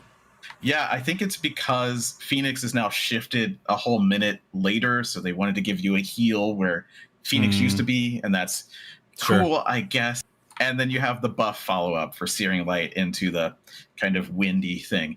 That is it. That is everything that is new at all, which sucks. I have not even attempted to level it, and I won't. I just will not. But it's fine because it'll be super exciting in 2 more years, right? Yeah, maybe. Maybe. It's such a great That's what Yoshida said? Yeah, it's such a great base to build on. And I mean, people who liked Endwalker Summoner will still like this one, maybe, unless you were expecting more. If you just like the way that it plays, if it is, and I've read this so many times that it hurts me, but I get why. If it is your brain dead class to just watch something on another monitor and still do fine, it'll still do that. So that's fine. There's a lot of jobs to pick from if that's not the way you want to play, and it's one of those things, especially when you consider the identity of all these jobs, and it's like this is the one that I want to be good, and it maybe isn't, and it's rough. Yeah, it is definitely difficult. Not as difficult as Black Mages have it currently. Zed just had the world's biggest epiphany. Yeah. the class that you want to be good but isn't good. Mhm. Astro. Oh, I I like was about the to Astro try and lead us changes. toward that. Yeah. Yeah, let's do it. It's not perfect. It is not Mhm. perfect at this point in time, sir and or madam. But I do like the changes that the cards bring. I like that. I miss the randomness still, but I like that each friggin' card does something individually different. Yeah. I think that maybe they should have done more differenter things, but the They more I should play have. Astro, the more I'm like, this card is the heal that Astro has been missing to make up for the other things that they just do not have on call. Well, Astro is super powerful now. Like that Yeah. light speed change that they just got, it makes it intensely insane. Holy crap. I haven't got a chance to try the new Astro Oh. yet. How easy is it to pick up the changes? I mean, if you could store the cards in your brain from previous, it's pretty simple. Yeah. So The I need a thing that- brain. Damn it. Yeah. The That's thing that it. actually weirds Might me I out interest you in just Summoner? a little bit is the 2 damage cards, because we still have the range and the melee damage cards. They're on the same button. I'm gonna get what the other ones do incorrectly, but one is like one is a shield. There's another one that's a shield-ish thing. It's like a damage reduction. So basically a shield and a shield. 2 mitigations, yeah. One is a regen, and one is an HP or like a healing buff. So you put the card on them, and whatever you heal on them does more. A mantra. It weirds me out that the 2 that are quote unquote shields are on different buttons, and the 2 that one's a heal and one's a healing buff are on different buttons. I feel like it would make more sense if they had them swapped, but they're not. But it's not really a big deal, especially because if you've been playing Astro from the beginning, you know that Bowl is a shield. Ewer is the one that's paired with Bowl. That one is the regen. And then all I have to do remember from there is that swap those concepts the next time I have the opposite cards. Yeah. But it just kind of struck me strange. I don't know. Yeah. It might just be the way that my brain ticks. Somebody Sure. else might be like, "What do you mean? That makes sense." Yeah. I did get my Sage up to 100. AoE dot is like the best It's very damn fun, thing. yeah. I mean, I'm one of those people. I don't heal or tank a lot, but when I do, like, I'll go into something. I'll queue up for like I've been doing a lot of Alliance raid for materia tokens, right? But I go in there, and it's obviously with the older raids, I still have to do this, where it's like, there's a group of 3 guys. All right, we're gonna go ahead, shift, change, dot. But now in like current level content, I can just hit a button and everything gets the dot, and it's wonderful. Can we please give that to Bard? No, you're a DPS. You One don't get day. dots. It's not allowed. We're like the Yeah. only dot focus class left. We need it. Pro. Yeah. Pro. Yeah. Well, they decided that Bane is not a thing that they enjoy anymore. You know, Yeah. Yeah. you know what else made me really happy about Bard? Sorry to bring it back to Bard What's that? again. I'm But, cool with Bard cast. Let's go. When you get capped down to lower levels, and I forget what it is, becomes wide volley again instead. Yeah. They gave us back the old, really badass flip it in the air wide volley animation. Yep. Very cool. I wasn't around when that was here, and unfortunately, I'm too high level to ever see it. Yeah. Run some baby content. Do a roulette. Every time I'm in a roulette that's low enough to give me wide volley, I'm like, yes. I only have 2 songs and I don't have iron jaws, but look how cool I am flipping. Yes. Who doesn't have a nice flip, right? Let's see. So, anybody play any tanks? Just to be My gunbreaker is 95. I got and Gunbreaker I think to 100. I think almost all of that is fates. I haven't actually I'm too scared to like go into actual content with my tank. I just do duty it will- support. I've done a couple things on Warrior. Maybe. It was all capped, so it was like, oh, I actually know what I'm doing. Hooray! But Warrior's pretty much the same as far as I can tell. It's, Yeah, nothing was Got some more hits. felt terribly drastic. I mean, I know It did. eventually I'll get Lionheart on Gunbreaker. Yeah. It I is did great. get a little I will tell you. confused when I was missing buttons on Gunbreaker because they switched out that dash, and I do get where you're coming from with the like I get to thing with dash now. I not to do damage. It does not know I'm here. Different button. Okay, now we're doing fight now. Hey, Yeah. they just fixed that though. Oh yeah. Yeah, that was in the patch. Now those generate enmity as well. It was fun. I was Great. absolutely pulling hate on Pictomancer and Dungeon Roulettes, and I was like, yes. okay. Because they go from 0 to 100. I'm both proud of myself and afraid. That was the one thing, because I don't play casters. Casters don't have a self-heal. They don't have second wind. I was like, oh, no. And physic isn't real. Yeah, physic is not real. It's still here for some stupid reason, but it's Vericure's not not real. too bad.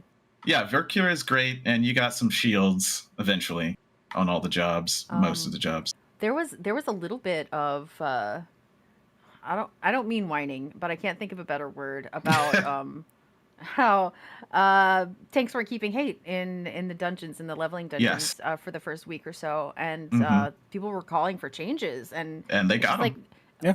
Did they? I mean, They did. Yeah, they did. Yeah, they increased and That is Tuesday. what just changed. on a bunch of stuff. We just said that, yeah. honestly, like, just This is a good segue. I don't want to be a butthead. I don't want to be an asshole. But like, tanks got lazy. It's not tanks got. The end of Endwalker was so easy to tank in. Pay attention. Get hate on everything. Use provoke. There's a huge conversation right now, humongous on the forums, about Dawntrail being too hard in content. I love it. Yes, I know, and Learn that's usually to the play response. the game. No, we I can't know. say that. No, but it's hard. It's hard to not say that. But there's a lot. I mean, maybe not a lot. I think it generated a lot of conversation from someone saying something that was just completely insane. In my opinion, I think I saw that. Yeah. Yeah, and I think it just generated a lot of conversation, and now it's kind of in the zeitgeist. But there is that feeling, because we're talking about gameplay, and we talked a little bit about jobs, and we could go back to it, but the dungeons got hands now. I love it. And I love it too. The final boss of the Cenote dungeon? I thought we wiped that like 4 times. I'm like, I can't remember the last time I wiped in a dungeon. I love it. Really fun. That dungeon was great. The first 2 were decent, but that 3rd dungeon was so good. Quite and Sunday. it just goes from there too. The dungeons were everything from Valgarmanda onward. It's great. Amazing. Yeah. Vanguard was great too. Mm-hmm. I think I went through each dungeon without too many problems. Maybe second boss on Vanguard I had a wipe, and then first boss in Alexandria I think I had like 3 wipes for MSQ dungeons. Bosses. Yeah, Alexandria I love it. Are the difficulty that it should be for a final dungeon. Yeah, absolutely. Yeah. But what I will say, I mean, obviously this is something that a lot of people have been wanting. Is just a little less brain dead, right? Yeah. And there's some people that aren't happy about it. This is it's over 10-year-old MMO. Yeah. I'm looking into the camera right now. This game has been going for over 12 years. They just spent the last 2 making it friendly for everybody to get up to 90. At some point, they need to make things more interesting and more difficult. That is just the way that it's natural progression. Challenging. If there is an issue with that, you can continue to do roulettes and play the old stuff. But at some point, things need to evolve. The challenges need to evolve. This is an MMO. This is not a single-player game. If you can't deal with that, unsub. Run with trusts. Yeah. Run with trust. I don't ever want to tell somebody, if this is too hard for you, unsub.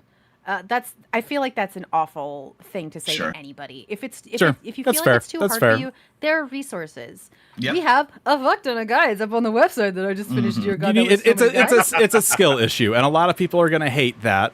But just practice it and push through it. There are resources. There are guides, not just our guides. There are guides everywhere, and there are so many people who are absolutely willing to talk to you and tell you how to do stuff. If you get to a fight and you're like, "Hey, I actually don't know how to do this fight. Can somebody explain it to me really quick?" 9 times out of 10, you are going to find someone in the dungeon who is more than happy to tell you that. Yep. Mentors have a terrible, terrible reputation, but mixed in amongst the people who will lead you astray, there are people who actually give a crap and understand what's going on. Don't be afraid to ask the questions. I saw the best tweet, not related to Dawntrail directly, but I saw this tweet in the last few weeks. Somebody queued up and got Weeping City of Mock, and they have arachnophobia.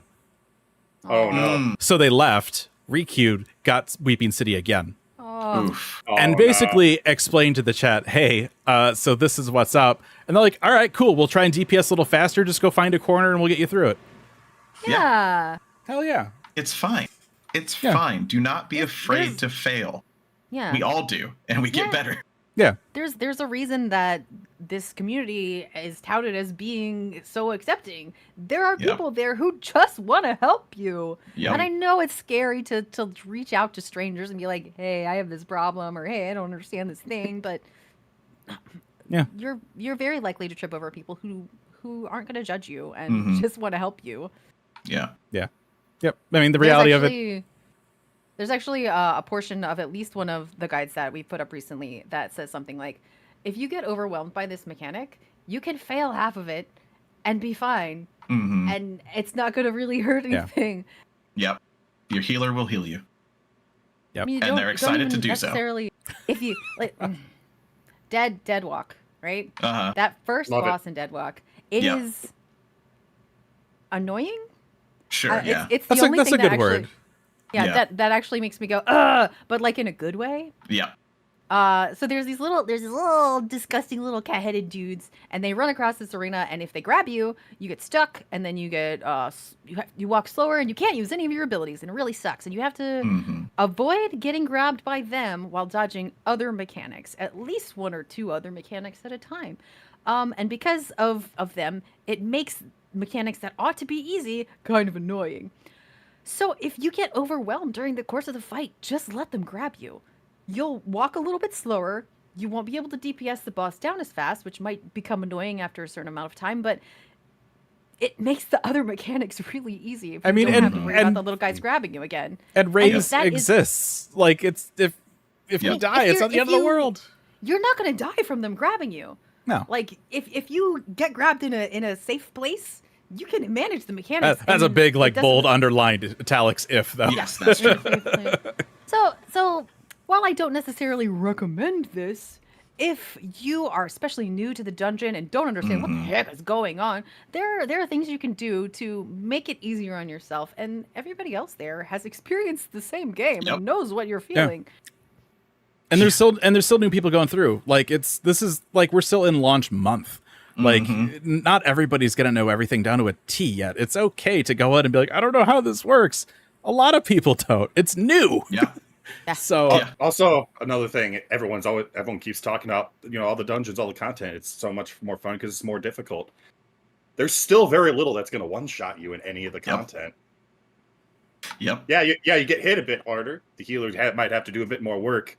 You're not going to immediately die because you fail something. You can't be afraid to get hit by something. They save all the one shots for the raid. Yeah. Some healers were just having an issue with the role of healers in the game. Yep. Yeah. Some of these things you need healers for. Yeah. You can't just sit there and glare for 20 minutes anymore. Yeah. Unfortunately. Yeah. Not so much anymore now that I have better gear and whatnot. But I took Dancer and White Mage up through the MSQ at the same time, and it was the most difficulty I'd had healing in a while. And it was more than just there's always your gear's not quite as good as it normally is in content thing, right? This time it was actually like, oh, my friend who is an excellent tank is getting hit hard. This is actual real damage. That person who's usually good at dodging actually got hit. I need to actually heal. How many times did I just say actually? It's a lot. Yeah. What did you guys think about trusts for the trials? Because we had this with Endwalker, but just with the one. But now you can get all the way to the end on just trusts in both dungeons and trials. I always do that. Right. You can get one to the end. Yeah, not finish the end. Yeah. So I did everything with trusts, every dungeon, every trial, and it was so much fun. Because, they add color, they talk about things, but also they just tell you where to go because they go there. Yep. Now they're slow, and sometimes they might teleport there. So you'll be like, "Oh, I'm standing with you." Oh, wait, you're over about there. To be like, shit. Actually, about half of the time they get it wrong. So it's interesting. So the first thing I want to mention, technically not trust, but there's the instance in Mamook where you fight the Shade of Gulul Jaja. And there's the circle mechanic. They all spread out, and they give you just enough room to stand in between them if you don't make it to the side. They move early. Yep. I died twice because they moved before the mechanic goes off, and they pinched me and they killed me. So they need to tweak that. They need to tweak that a little bit. But to your point of like how the idea like they can teach you like where to stand and stuff. And I'm doing Zoralja. Yeah. There's this mechanic. These other platforms show up and they like slide stuff around. And I'm like, all right, Estinian, help me out. Where are we going? Motherfucker's the wrong one. He just jumps. He's like, I'm not dealing with it. And he just disappears. I'm like, I'm a dragoon. Why can't I do that? I want to ignore mechanics. You never follow Estinian and you never follow Alice. They are the two who Estinian, and they don't care. This expansion, he's able to just ignore mechanics. He's getting paid to fight Galul Gcha. I'm just, what am I? I literally, second rate Azure Dragoon over here. Like, I mean, I love that they do that too. It is hilarious. It is hilarious. I was like, all right. They have the personality. Yeah. Even in the mechanics. I don't normally use trusts in anything ever. I usually don't either. Yeah, I think the only reason I did it for the Zoralja fight is because otherwise the queue was like 20 minutes and I didn't want to wait. So I used them in for the trials to get more guide footage stuff because it's one thing to be like, "Hello, 3 friends, would you run this dungeon with me?" It is another to be like, "Hello, 7 friends. Hello, 3 strange. Would you like to me?" appear on GamerEscape.com's guide?" Yes. So I went ahead and did those first 2 with the what's it called with the trusts. I the trusts are actually sometimes better DPS than what they are. Yeah, I had to not DPS to see the portion of the fight I needed to see to get like the full pattern of what can happen. I had to not do anything except dodge mechanics with the trust, otherwise they finish too soon. But it's absolutely right. Estinian and Alize always stand in the first in the mechanic the first time you see it. Yep. I didn't realize that because I don't normally do stuff with trust, but in both the case of Valley Amaranda and Zoralja, they would just stand in and crap left and right. It's fine. It's new content. They're still learning. They're learning. It's true. And it's great. And the thing that I really like about trusts is that no matter what you do, no matter how much damage you do or don't do, that dungeon is going to take 25 minutes because they adjust their DPS in real time to make you get through it faster. So it's like, I don't have to care. Yes, they do. You cannot go. The only way to go slower than that is to not engage enemies. And so as I'm playing through the MSQ, I'm like, I'm going to go get a drink. I'm going to come back. I'm going to go through this. All right, we got through that boss. I'm going to do this. I'm going to come back. Right. It's just, to me, the first time through, it's so freeing. I don't have to worry about getting in queue. If people know it or not, I just go through. And then from then on, I never touch the trust again. But seeing it through their eyes is awesome too, because they have so many really cool things to say, like going through Alexandria with them. Oh man, we were all feeling it during that. I would recommend doing it. Yes. I mean, it's like going through any of those dungeons with them when they have something. Holminster switch with Alice. She's not happy. She's not happy when she sees Tesleen. It's really cool to do it at least once, you know? Yeah. Yeah, I didn't touch the trusts at all, but I really think I should have after seeing how absolutely nightmarish DPS queues have been. Oh, yeah. Really? In fact, I queued before on Crystal? They were good. I'm Crystal. I'm on Marlboro. That's right. They're a goddamn nightmare. I tried to queue for a leveling roulette last night, and it was 50 minutes before it popped. Oh, so now, no, the 50-minute wait for battle on the big bridge. First week and a half, week was fine. They were great. I wouldn't say anything aside from Dawntrail content during the first week, though. I don't know how the content was. That's fair. Yeah, I mean, they were a little bloated, but they were fine. Like, they were, like, what I would say acceptable for, like, the first couple of weeks. Try. But now, more people are through, and more people are leveling up the new stuff, and, you know. Yeah, one night this past week where I sat down to play the game for 2 hours, and I only got into 2 pieces of content. Oh. Yeah. It's that bad. Yeah, it definitely can be like a... Please play some other jobs, other DPS, please. I'm trying to get my pick go up. Maybe now. Anything else in gameplay, though? A personal grievance that I think has been a thing for a while. when they introduce new jobs, the new jobs suck at low levels. Oh yes. It's just it's just always like it's just Viper one of the is horrible. Yeah, and so It's pretty snore-worthy. Yeah, it was a nuke at low levels. It resists that Viper. So took it into like level 70 ultimate content. Oh no. It's not good. It's rough too because like you're you're like, oh, here's like the new job, and then you get synced down. You get synced down, and you're like, I don't even have the toys I would have like when I unlocked the job. Yeah. Let alone like, if when I hit 90 and I got the other stuff, I can't even use that. Like I just want to play with the new toys. Like I don't know what the solution is other than a complete retooling of the way that jobs work at low levels and just letting everybody use all their abilities every time. Yeah. But it's rough, and especially to like these jobs below those levels that they come out on, the way that they function. I'm sure somebody puts work into it, but it feels like a complete afterthought, and it doesn't feel good. And sometimes it's so hard to do anything about it, though, right? Yeah, I don't know what other than redoing everything. Sometimes jobs that have always existed suck low level. I'm looking at you, Black Mage, until they just fixed it because you couldn't regenerate MP. That sucks. Please give us, everybody was like, please give us Umbral Soul lower level. And people were thinking maybe they'll do it at 70, but they went way low. I can't remember right now. It's in the 30s, I think. Like 36, 35, 35. I think. Yeah. And that's amazing. That's great. That's a good change. Oh. Please think about it for other jobs. I don't know why that made me think of this, but so many friends of mine who were bringing up White Mage were like, I can't wait to get the new dash, because they assumed that because it was new, it would be something added in the 90s. And it's like, nah, man, you get that in the 40s. Yes. You can already dash. That's so many people at that point. I just go, woo. When they're looking at something that's more of like a kind of a homogenous class change, like it's got to be at lower levels. You need to get people that are still leveling those up into that routine, into that kind of vibe. What else for gameplay? I was very happy to see, because they told us that we weren't going to see any challenge changes until later on.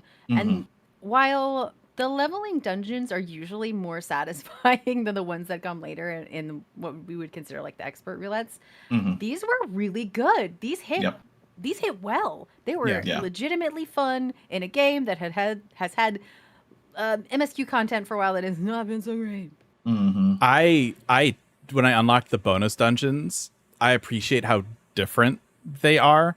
And then it made me sad because we won't get any more of those for the entirety of 7.x, because that's how things work now with MSQs and dungeons. I actively cheered and laughed at one of the extra dungeons, and I have never been so happy doing an extra dungeon. Which one?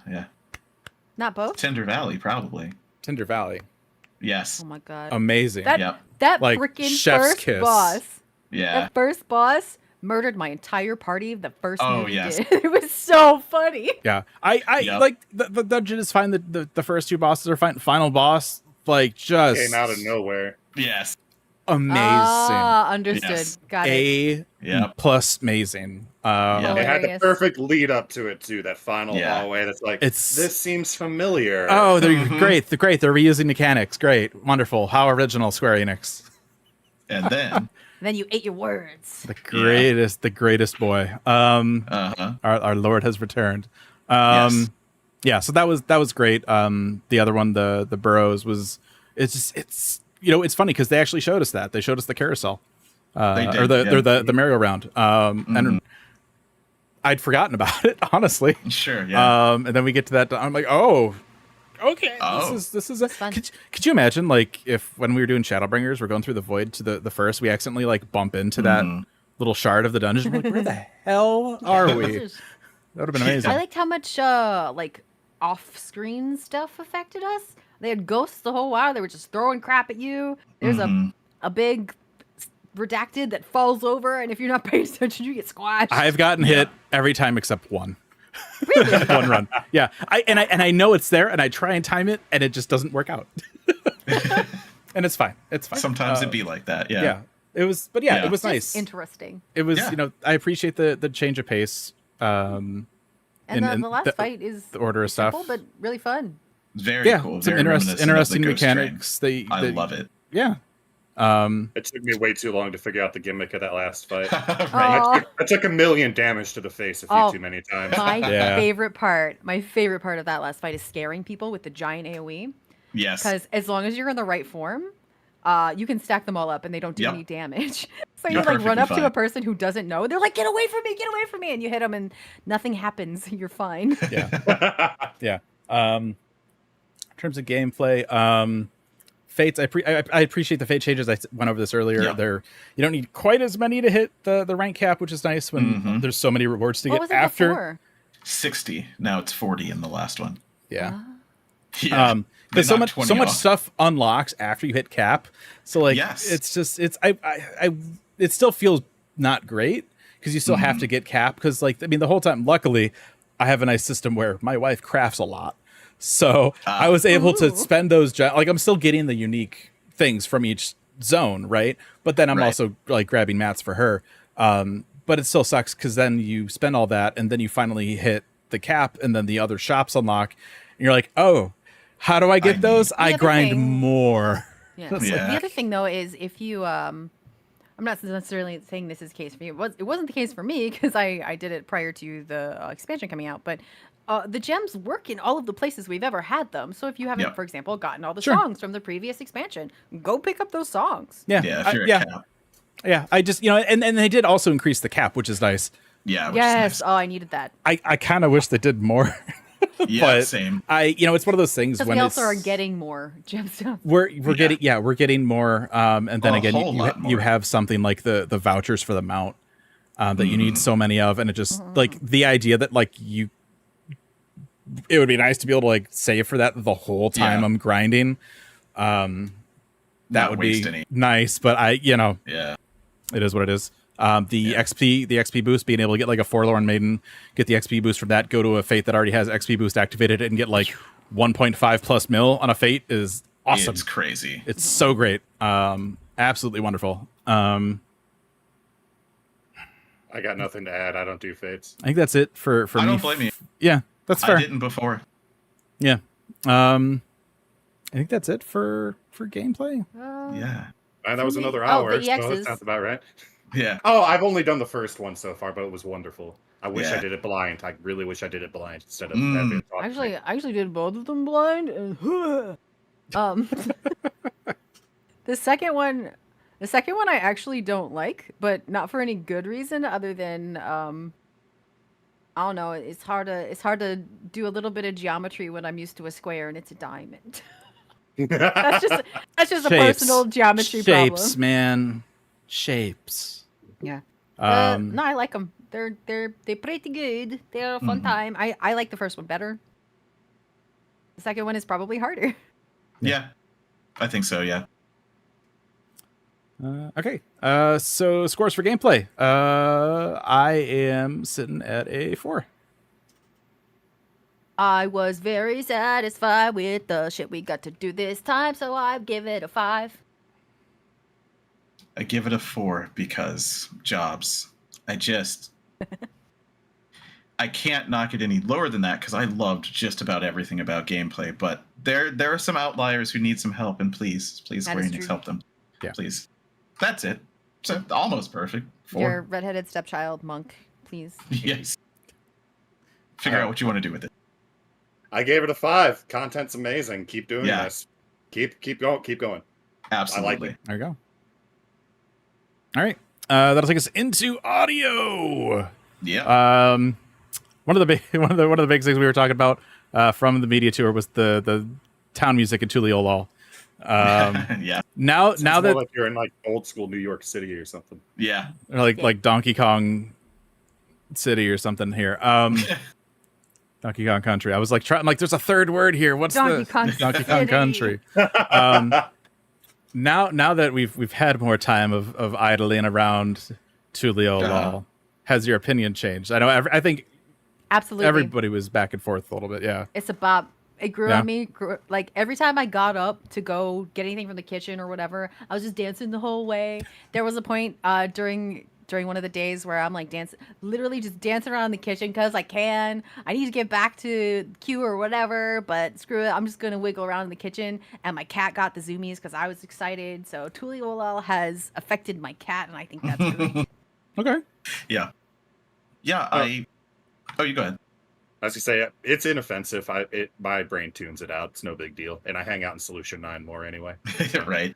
Mm. Yeah, I like the Tuliolal music. I get what they were going for, jazz, fusion, Afro-Caribbean, right? We're kind of in the new world. I get it. I understand it.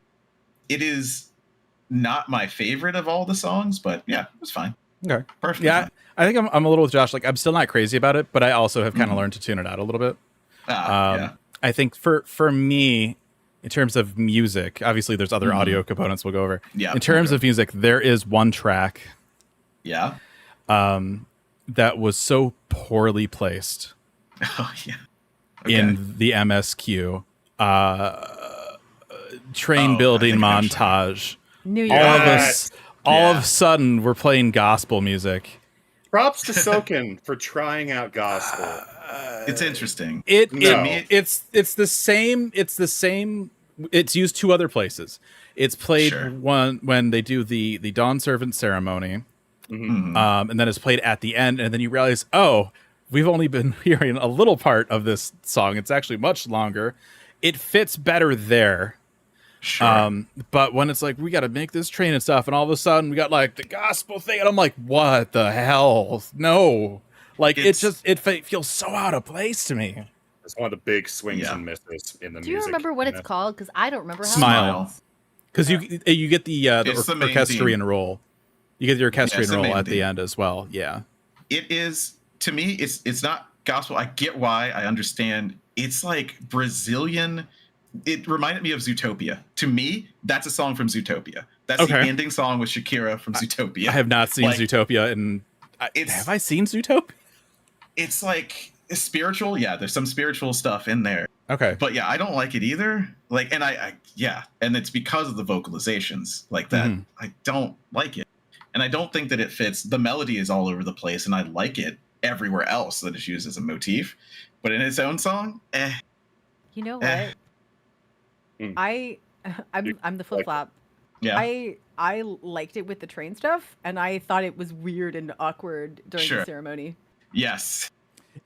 I think in the ceremony, it's fine there, like looking back at it, but absolutely, like, initially, like, things are happening and that just starts going. You're like, what? Huh? Yeah. Like, what is this? See, My ears not a don't huge know. fan. Uplifting and celebratory, Yes. but the crowd did not reflect it.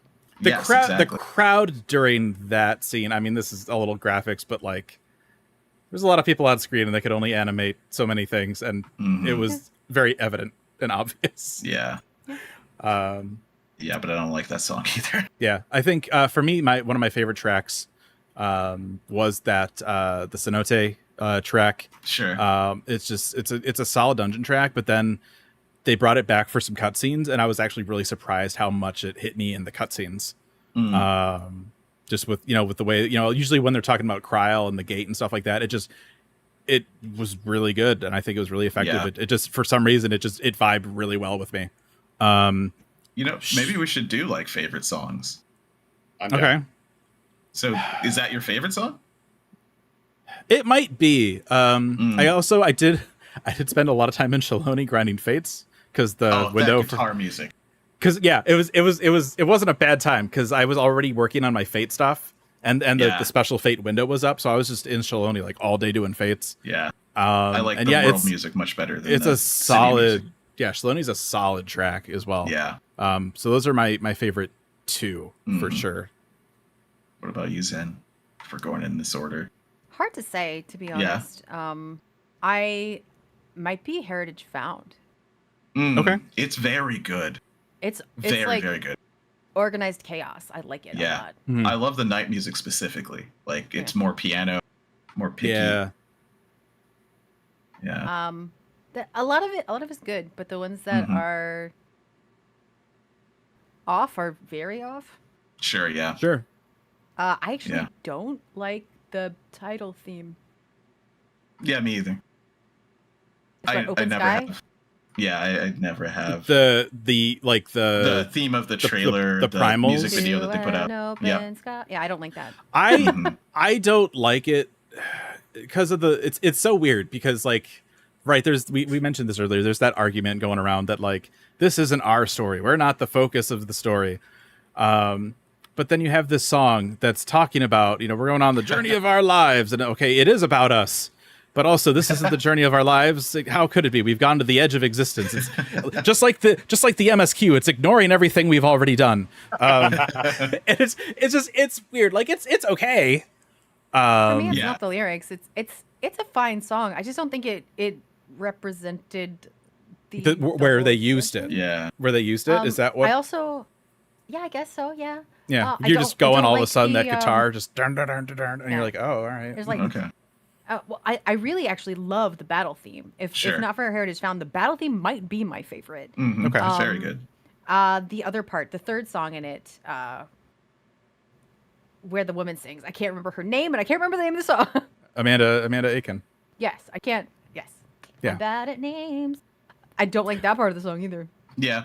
That's my least favorite part. That part the melody. is like that other track where it stands out in a bad way. Like it doesn't feel like it should be part of that particular song. But it's also one of those things too. Like, Soken's been doing this for a long time.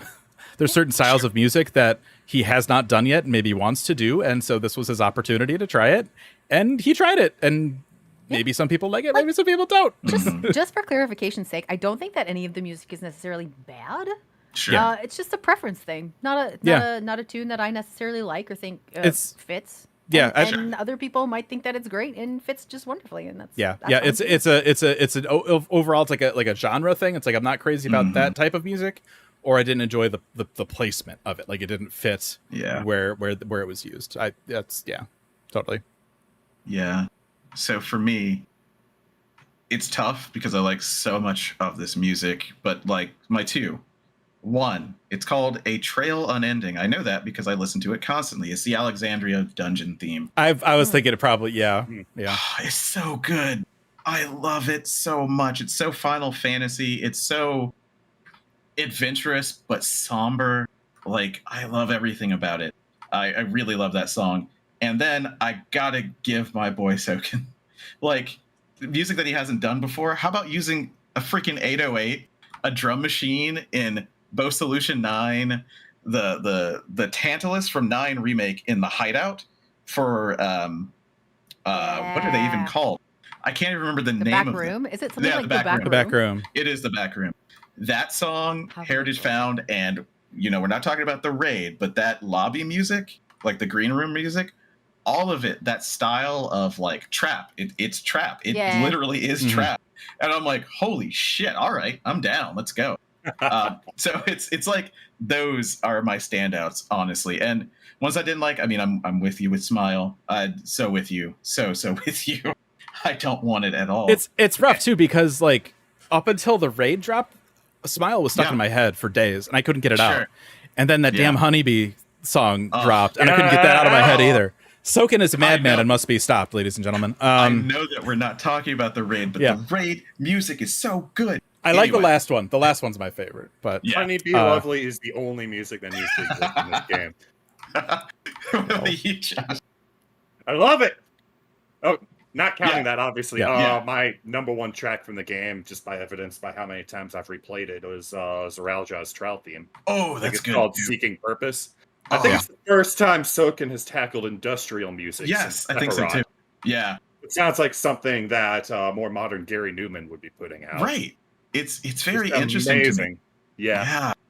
And how it goes to it changes its tempo, it changes the pace of the kick drums going down. It has that one point where everything just kind of breaks down and goes insane before coming back together. And I mean, honestly, that's the character. Track. That's the character, right? When you think about it. Yeah. I want Soken to do more industrial music. Same. Do it during the patches. This is your best chance. I love him doing more modern styles of music because, like, we don't typically hear that in a Final Fantasy, and he's just so good at bringing those motifs into modern production and just murdering it. I love it. Yeah. Love it. The other side of audio, obviously, we have music. Yes. We have voices. Boy. So here's what I'm gonna say, because there's been a lot of opinions, and I think a lot of them are probably seated in really stupid reasons. Absolutely. The voice acting, I will say, I think in this game was fine, as it usually is. It's been fine. The voice direction failed miserably. We are in this area of the world where they are using these different there's a lot of these words are hard for me, right? A lot of X's, a lot of apostrophes, to the point where I start to read them and my brain gives up. I'm like, I do not understand how to pronounce this. I will never be able to attain it if I do. Translating these languages at all. No way. And so then they have to take this, and obviously they have to have people say some of these words. Yep. After a little bit of the first half too. There's a name that they give Wokulma. It's Lamati or Lamachi, depending on who's saying it, because it's not consistent. Huge voice direction failure. Like, it drives me crazy. Like, Could especially that just be an accent thing. It probably is. Maybe. Probably, but yeah. I think Alisaie goes for the Chi version rather than the T. So you can't really say it's Turali versus... Sphene also said Chi. Yeah. But it is one of those things in a expansion where there's a lot of like hard to pronounce words that I'm seeing and stuff. And I'm like, oh, thank God we'll get them voiced and that'll help. But then the voicing is inconsistent. That sucks. And it's just, I honestly like, I'm not saying that this is not a possibility, but for me, it felt more like an accent thing. Like, you can say the same word different ways based on where you're from, or just like even how your mouth pronounces the sound, right? So I didn't pick up on that because that's just how it felt to me. Yeah, I think also there was the way that characters would say like the Galul or Bakul, like the way they like the way the pacing and the tone of like the Gcha part changed a lot and felt inconsistent. And that's, again, right, I think that's more of like a voice direction thing. Like that's something that they should have been a little bit more on top of. But also, right, I think with this, because they did have other voice actors not from the usual place over in the UK, they were dealing with multiple recording studios. That said, on a project like this, they will have like core files that they send. This is the pronunciation. This is how we want it to be said. And so to see some inconsistencies with that, it was disappointing. I feel like there was some... Oh, go ahead.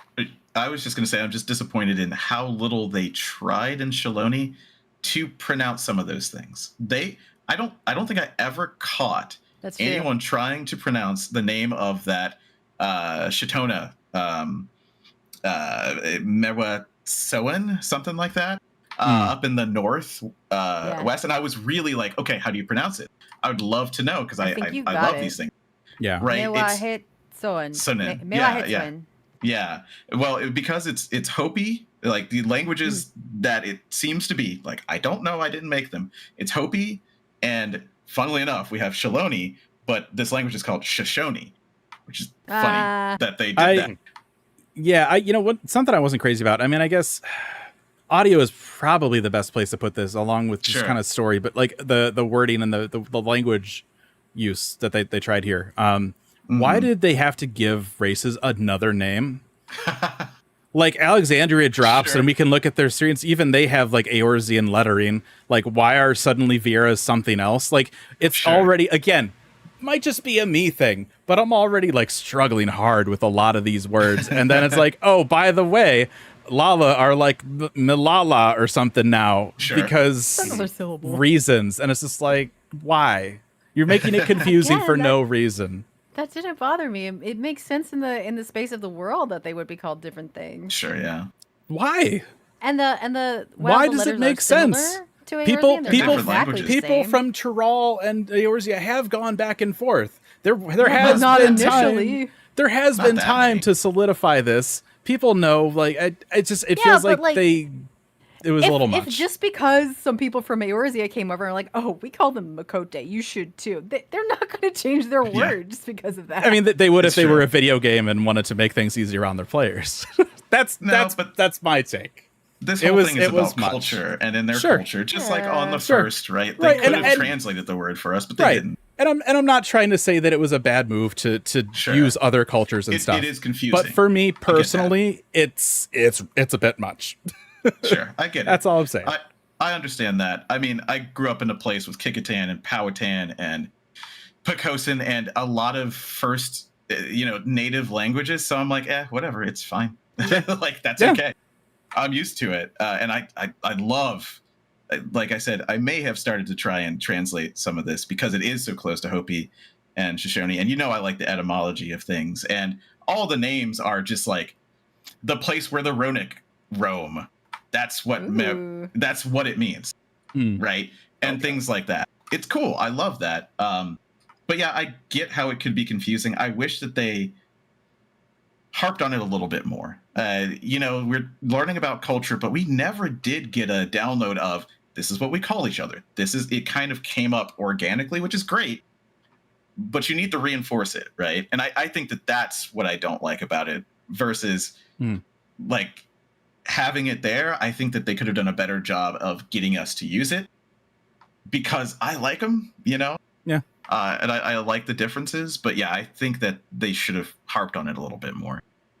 I think. I want to jump back in and rewind back to the voice acting again. Yeah. Because Fusion up there brought up some possible issues in direction. I also think I heard some possible issues in audio production. There's some of the voice actors sounded, their audio sounded off, sounded tinny. A lot of people brought up Ishtola specifically. Sounded like there was some issue with her microphone compared to everyone else. And there are a lot of times. True. There are a lot of voice acted scenes where, for some reason, it felt like the audio wasn't matching what was going on in the scene. It felt like it was. Yes. You could hear the actors talking into the microphone, so it felt like they were talking to me disconnected from what was going on in the scene. I don't know if that was me disassociating after 12 hours going through. There definitely there's two spots in particular where that stands out. Unfortunately, both of them are Wooklamot. One is the coronation where she's up on the balcony and she's like giving her things like, I learned about people and food, and it's like none of them down there can hear you. and then at the end where she somehow finds her way into our fight, we finally have something that's ours, and she shows up in the middle of it. And just the delivery on those lines in there, it just wasn't great. Yeah, it wasn't great. It wasn't the worst thing we've ever heard, but I think and I think again that's where like the direction and the production and stuff should have been like, hey, let's do it again. So it's not the fault of the voice actor, voice actress, whatever. But yeah, it's just some of the lines just didn't land great. And I think direction could have been a little bit better. I think there's a lot of like and again, overall I like this expansion, right? But if I had to pick one word to describe everything, it probably would be inconsistent. That's my word. Like, some things are great, some things aren't so great. I feel really bad for QA because they were probably overworked and tired because I felt like a lot of things got missed. I didn't have a lot of the issues that you guys have been bringing up so far, and I don't know that what I'm about to talk about is an issue exactly either. But it is a sort of inconsistency. I think just by listening to the oomph, if you will, behind a voice actor, you can tell which studio they were part of. The ones who were on the North American team had a little bit more of the overtop anime to them. Yes. Whereas the European crew had a little bit more chill. Yeah, I was gonna say that I didn't. It was first jarring and cool when you get into Shiloni and you hear the American accent, but right, it was like, really oh, this exists. Yeah, I didn't really like it all that much. Like, we only get like 4 characters who really speak. Yeah, there's not a lot of it. I don't know. It like, I know they're probably American and they're not like going hammy with it, but it just, for some reason, it felt not like out of place, but just, I felt a difference in production or oomph or something. There's just something that I did not like about that, the duel in the middle of the road, right? Like, there was just something, maybe it was just the younger character that I didn't like his voice or something. I don't know. Yeah. It I might don't have even know. been like what those actors normally do. Like I haven't looked Yes. into the backgrounds of all of Sure. the people who do our quote unquote normal crew. Yeah. But they do the ones that I do know of do like more live action things, more like actual physical acting person Yeah. things, and a lot of the team behind the American crew are anime guys like through and through.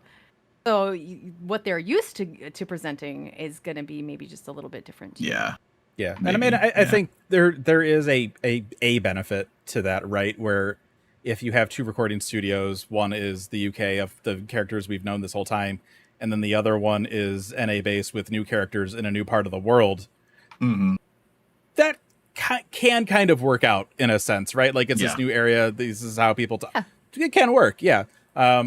But I think, yeah, for me, like it was just I didn't notice the different like levels or tinniness or whatever. For me, it was the pronunciation stuff that just kind of like Right. threw me off a little bit.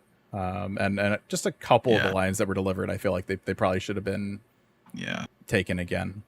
Yeah, I definitely noticed that it felt like Yustola was phoning in. Like, I don't know what it was, but they just felt different. There was a different room tone or something. I don't know what the heck was going on. And I mean, and also too, like she had a handful of lines. It's true. Her So it voice stands stuff out. wasn't terribly prominent, and It so even could have been she a didn't different even microphone. Could have been, yeah. Yeah, I mean, Like, it, she could have been. She could have actually been calling in from her home Yeah. studio. Well, right. I was and she gonna has a different microphone. joke. Could have We been in say the same phoning it studio. in. I mean, maybe she Yeah. did because Yeah. she didn't have that many lines. Why go in when she says like 10 things? Yeah. Like it makes sense. It's unfortunate it Yeah. turned out the way it did, but A different microphone in a different room does change your voice just a little Yep. bit. yep, absolutely. Anything else on audio? That's not gonna think of. All right. For our scores. I What's up? already. It's just a brief thing. Yeah. I already sort of mentioned it, but as much as we're being like, oh, this was a little bit strange here and there were some lines that were impeccable. Oh, There were sure. some lines yeah. that like shook you, made your eyes water because you're like, holy shit. What is it that Krell's, I think, dad said? Press on, and don't look back. Oh. Yeah. Yeah. All the We're stuff coming out to with see you, but you gotta all go. the stuff with Kryle, I think was like the Oh, best. so good. Yes, either absolutely. either acted or written for this Yeah. expansion was No, just, no words said. Like nothing. No, oh my gosh, I'm about to cry. Almost nothing said between these characters, and her mom just runs up and hugs her, and it's just. Yep. It was so touching. don't cry. Think of Graha eating ice cream. It's gonna be fine. Yeah. That So awkward. idiot. Oh, Yeah. that was bad. That was something we should. The freaking That eating idiot. noises were bad. Oh man. Yeah, absolutely. Peak Foley work. No. Yeah.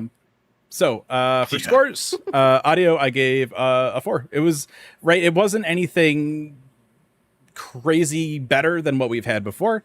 A couple dips here and there, a couple song placements. Smile, man. It's Mhm. it's a track that exists. Yeah. Yeah. Yeah. I'm sorry to keep bringing things up, but some people didn't like the way that Alphino sounded this time around. To me, it just sounded like he was trying to sound more mature. He I don't know. did I'm have a difference in Alphino. tone. No, now I'm Alphino. Yeah, don't know that I there's a really difference in noticed it. tone. It's right at the beginning. Yeah. He sounds a little bit deeper.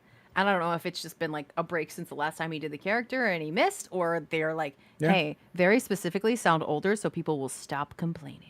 It's because he's been playing 14, so he feels Alphino a little bit more. Maybe that's Yeah. what it is. There you go. No, still a great delivery, just Oh, a yeah. slightly different tone. He had a Yeah. cold that day. It's fine.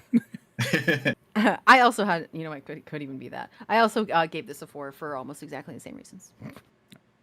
I'm gonna not break this broken record and say 4 because the Smile and the main music, and it sucks because those are two like big showstopper songs, and then a little bit of the production that I did notice. I'm gonna do what I normally do and be more critical. I That's gave it fine. a 3. We're gonna have to So change good our soundtrack. entire review schedule or method now. Again. Damn. Soken's soundtrack was great, but Yeah. the misses were a lot more noticeable this time Mhm. around compared to the last few X packs. Yeah. And the voice acting was just so inconsistent. Mhm. There are issues all over the place. It wasn't bad. It was just noticeable that Yeah. there were problems with it. So Yeah. Did you guys see? three's middling of the road. So that's Yeah. why I go to 3. That's fine. Did you That's guys fair. see the little like come join us in Tyrol things that the voice actors released? It was very Yes. Mhm. Yeah. cute. It was very Yeah, fun. they're Soken came out on the stage of Distant Worlds, did the Okano Oh yeah. thing. Yeah. It was funny because like I'd forgotten about it, and he just comes up on stage. He's like, "Who play expansion?" And I'm like, "What's he doing?" And I'm like, "Oh right, that was a thing they did like once." Yeah, you obviously didn't play the expansion. Right. Never heard of it. What's a Dawn Path? What? All right. Like, it's fun. It's fun to see the voice actors and see that they actually have their thumbs Yeah. on the pulse of this game. Like the guy who voices Thancred was making Thancred memes and had like a drink and was goofing around the whole time. the guy that does Bakul Jaja, I think Javier, I think was his name. Yeah. Yeah, I believe so. Living his best life right now. Yep. Absolutely, and I'm happy for him. Yeah. And this like is, I feel like voice acting is really it's difficult work, and you almost never see like I want to say adulation, but they never get the like feedback. So it's kind of nice that voice actors have been coming out more often and being like, "Hello, I'm the voice," and like actually getting feedback from the community, like, "Oh, you're awesome, I love you." And it's Baldur's nice. Gate changed the world. Yeah. Oh, you kind saw of. that a lot with Ben Starr with Final Fantasy 16 too. Yeah. Dude, He Ben's was living it up. they didn't pay Yeah. that man enough for what he did for that game. No, not at all. All right, so that'll take us into graphics. Obviously, with Dawntrail, we had the big graphical update for Final Fantasy XIV. In parts. Yeah, in parts, It wasn't as massive as it would seem to be made out to be. It was good. Yeah, what I will say, I Disagree. did harp on these a little bit with media tour coverage, right? Obviously, they are better once the full game is out now. Yeah, they look better than I thought they would. Where they are, yeah. for an expansion that is like, hey, this expansion updating the graphics. Why isn't Kona's coat updated? Every single cutscene Kona is in where they do the close-up and you see the pixelated little ornaments on that coat. I'm sorry, but it drove me up a fucking wall. Something as front-facing as that should have been updated, and the fact that it wasn't just blows my mind. And The thing that bothered me the most about his coat was the color. Yeah. Well, it's the color sucks, but also because of it's a bright color. Like I actually went back and looked. Like they did upgrade the Paladin AF from Endwalker because that was like a test set for them. They did.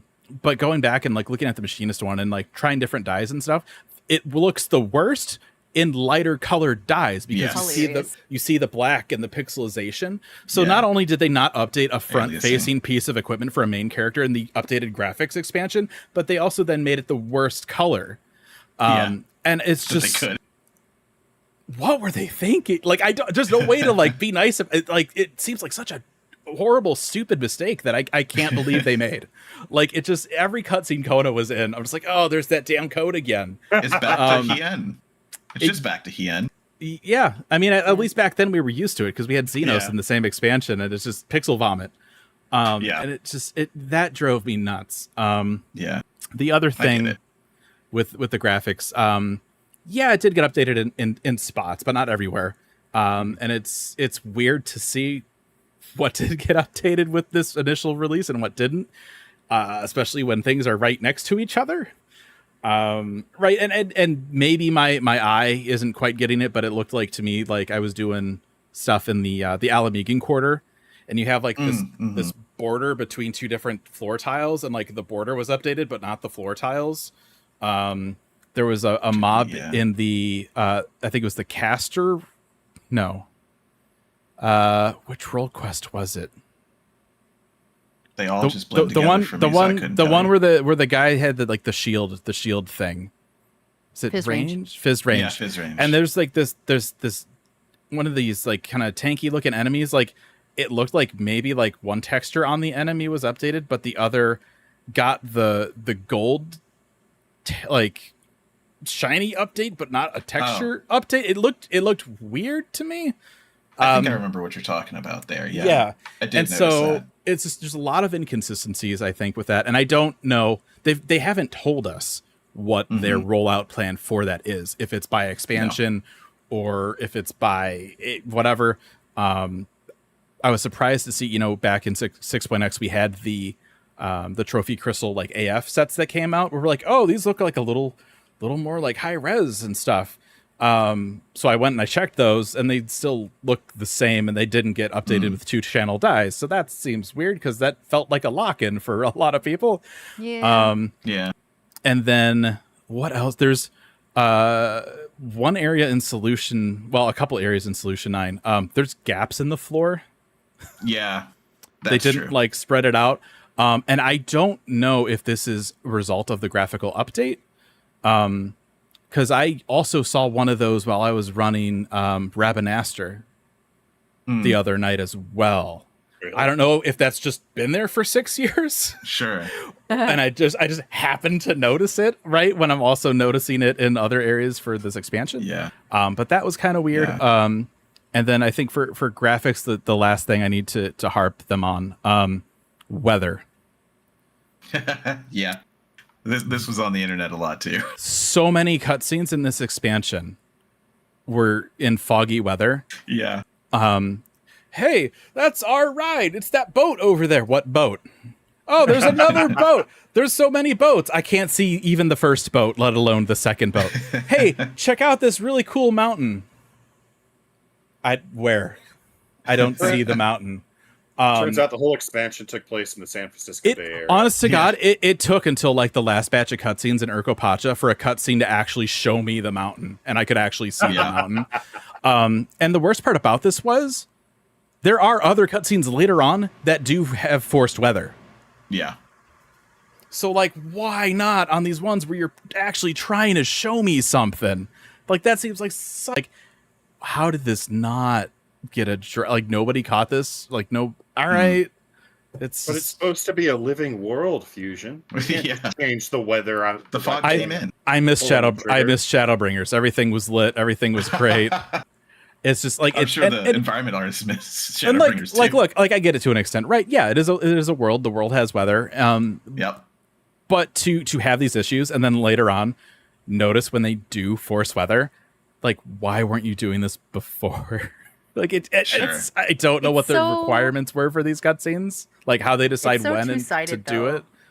Like, if you catch it in a bad place like that, it does suck. It can also be hilarious, but it's hilarious because it's hilariously bad. Yes. That's the problem. There's also like there was a point where I was in the little like tavern area where you pick up the role quests, and it had just stopped raining, and I was like, let's watch this. Let's watch this beach and see how it dries. And it absolutely slowly, naturally dries back into its dry texture. And I was watching paint dry. I was absolutely doing that, but it was beautiful. It was beautiful the way that the environment gets wet now. That's a weird thing to say. But it looks good. A lot of these changes are really good. But there are definitely some misses. And again, there's a lot of inconsistency with where they decided to update things, and especially that damn coat, man. I just it bothers me so much every time I see it. It is a shame that they didn't update that. Since anything front facing like that should have been touched, and somebody made a decision to not do it, and I don't get it. I don't get it. Yeah. I mean, if we're talking, go ahead. It was probably part of a list. I'm sure they have a list. They've already decided what they're going to work on, and it's just a thing that they're going to do later. Unfortunately, it probably should have been moved up, like you're saying. Absolutely, yeah. I get it, but I'm once again not bothered because I know this is a long process, and it's a tedious process too. Yeah. If we're talking about inconsistencies, are we going to talk about 2-channel die in this section?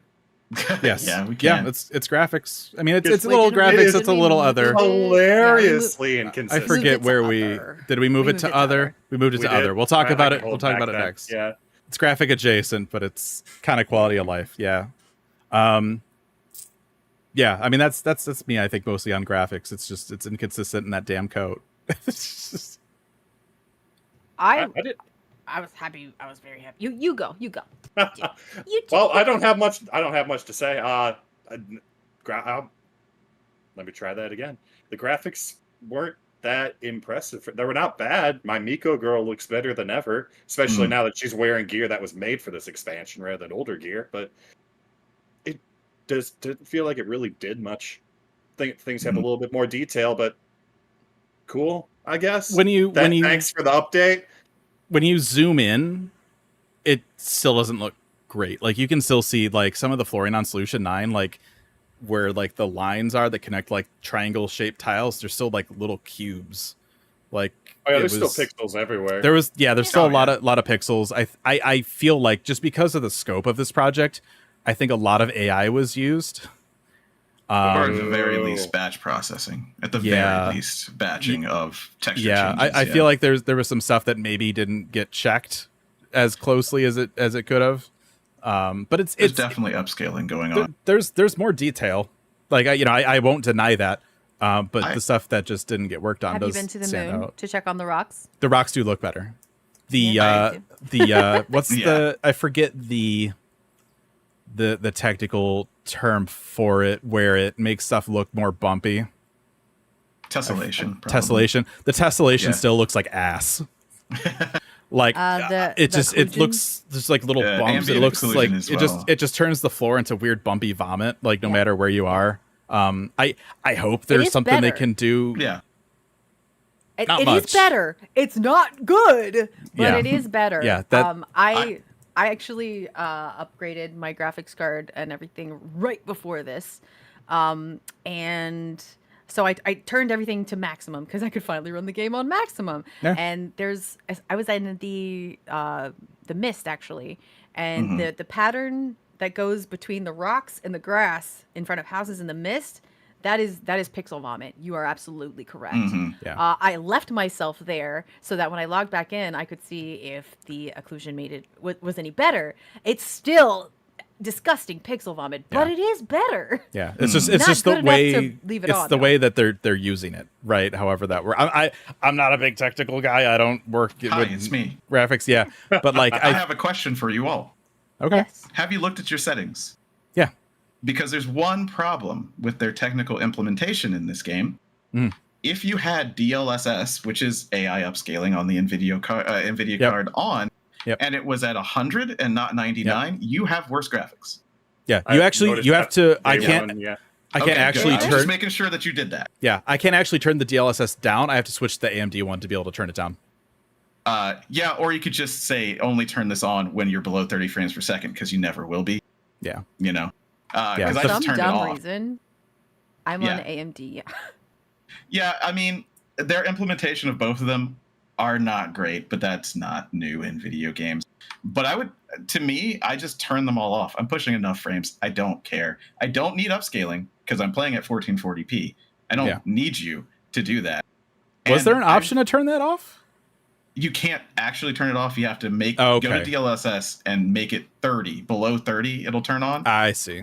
And then that way you don't ever have it turn on. So that's what I did, because I love and hate DLSS because it's great, but games do not implement it well. So I turned it off. Yeah, I mean, Square Enix has, obviously they've gotten better in recent years. Historically awful at PC versions of their games. I remember when the PC port for 13 dropped, and it was like it didn't even have window mode or something like that. It was awful. It was awful. And so to see them poorly implement graphics technologies into PC version, I'm not surprised. Yeah, it's wild. This is a PC forward game. Yeah. Correct. It's interesting to me because AAA games are constantly doing this to PC players. I'm not going to get on the soapbox right now, but DLSS has horrible implementation almost everywhere, and it's. I don't know that they should try it because it does help lower octane cards to be better. Yeah. Right. It does. That upscaling is great. Yeah, but for me, I turned it completely off, and I mean everything looks great. There's some textures that are just broken. True. but the characters that I am seeing and the new zones look so much better than they did. When I had DLSS on, it was like a bit of Vaseline on top of it. Yeah. So I would recommend just double checking that, figuring out the settings that work best for you, because I definitely dropped mine to 99 for sure, but yeah, I'll have to go back and see about just turning it off. Yeah, just do frame rate threshold below 30 frames per second, and then you're fine. Everybody has their own it's true. Their bar of what they notice. You know what I mean? Yeah. But yeah, it's definitely worth checking out. And it's weird that actually didn't get addressed in this first patch, and I don't think they haven't talked about it anywhere, which is weird because they've been very vocal about the things that they want to change already. Yeah. Who knows? It is weird and interesting that they did that. Maybe they'll get back to it, but they should definitely say something about it, because it's a noticeable change. If you have gone in like you guys have and changed it to 99 when it's on. If it's not on, you don't have to care.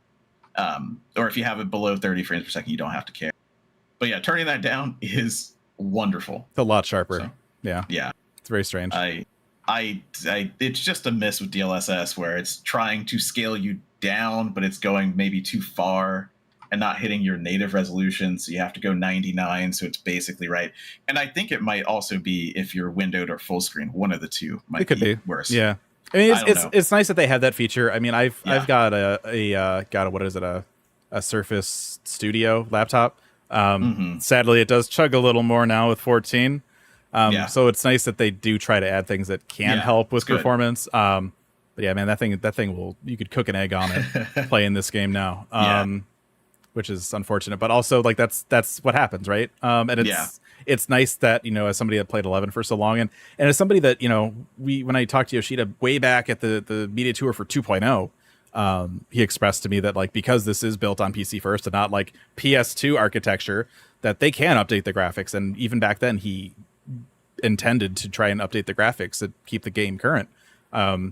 And of course, several years later in a Famitsu column, he's like, so that's actually really hard to do and expensive. And not realistic. And so they finally were able to do it, right? So I know that this is definitely something that Yoshida has wanted to do this entire time that he's been in charge of this project. But I think it's a great first step. It's a good first step. I'd be curious. We joked about how 6.x was all okay, now these dungeons are trust compatible, and 7.x is going to be okay, now these new graphics are in these areas, and we don't know if that's exactly how it'll work. We don't know. They haven't told us what the rollout plan is. And I'm curious what it is, if how they'll even announce it, or if they'll just be graphics have been updated in certain areas. But yeah, it's definitely noticeable. It's more noticeable than it was with the media tour footage. And I think, anything front facing should have been updated. And the fact that whether it's because it was part of, it's actually AF, it's not a specific new character model piece of clothing on Kona. It's actually the Endwalker AF, and that's why they didn't upgrade it, because they didn't want to just upgrade just Mikote machine. I don't know what the reasoning is for not doing it, but not doing it is stupid. I don't know how to be nice about this. It stood out so much to me. This damn coat. I just didn't care at all. It haunts my nightmares, man. And then they'll do other cutscenes. The role quests too. So you'll get you basically, all the role quests are this dude and his minions, right? In some cases. And so you have this dude, all his minions are in brand new 7.0 gear. This dude's wearing a cloak from Endwalker. and I'm like, oh, it's fine. As long as they don't zoom in on some weird angle that they're zooming in. Yep, there's the pixels. Great, awesome, wonderful. New expansion, updated graphics. And it just did you give this a 1? Granted, no, I gave it a 3. This is my lowest score. Let me be clear. Okay. This jacket is in my dreams. I dream about hating this jacket. This damn jacket. What do you hate more, that jacket or Xenos? Oh man, here we go. Which Time one's worse? for the question of your life. From a marketing perspective, the jacket. Come check out our new updated graphics. Here's this jacket from 2 years ago. I love this update. I didn't Great. care at all. I love this update. It's nice. I think it was great. It's got a lot of work to do, but it's nice. I go Sure. around to all the new areas and I say, holy shamoly, this is a beautiful place I am. The grass. The grass. Ah. Jacques Chirac, especially, like, this is a jungle. Oh, yeah. Yes, it is. It looks like a jungle. I'm so curious how the coding works for foliage in this game. Because now the grass reacts. If you like walk to it, it brushes a little bit. Not even Rebirth had reactionary grass. Like, one of the things that drove me crazy about Rebirth. But Speaking there's of the grass, there's unless this. you're gonna keep going with grass. I'm gonna keep going. I'm keeping going with grass. So there's. Yeah. I want to know how they code grass, because there's this area in Razathan. It's kind of by Mega Duty. There's that building where you kind of go down and there's like these little tables where they're growing plants. If you walk on those tables, the greenery does react.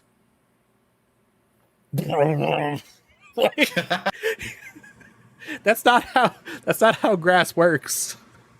I was gonna say, for grass, I was watching some of the cutscenes. You know, sometimes the grass is waving in the background, but the way they make the grass wave looks like they took it in Photoshop and just kind of morphed it back and forth. The the natural movement is like stretching and bending itself. Talking about You're not background completely grass, there's the scene after you fight Gerfurler in the second dungeon, where you're talking on top of the mountain. You see the grass in the background. I thought it actually looked really nice. When you brought up grass, I thought you were going to talk about how excellent it looks. Overall, in comparison to what we used to have, it is gorgeous. I still remember put that people shit in the front of a screenshot and be like, "Whoa, this actually adds to the screenshot." Instead of looking like a weird rounded pixel mess. I still remember people complaining about grass in 2.0. I hope those people all feel very happy now. But yeah, no, I'm thrilled with the grass. I think the amount of foliage they're able to add, it works. It works together really well. But yeah, that those tables in Razathan, it's probably like the only place where this happens. I take that back, because I was in, where was I? I was in Gcha for, again, one of the role quests. It doesn't affect my score in any way. I just found it really interesting that in this one particular rice paddy, the little leaves around the edges reacted to you, but not the ones on the inside. So that kind of comes back to, like, I'm really curious how they coded the foliage and the grass. It's a shader. It's what it's called. I was like, I'm not gonna jump in because I do know how it's made. Please. But like, it's probably a vertex buffer or a shader, and it basically is just, as you were saying, Josh, it's just moving things, right? It's just taking those vertexes, those triangles, and just applying the shift to them.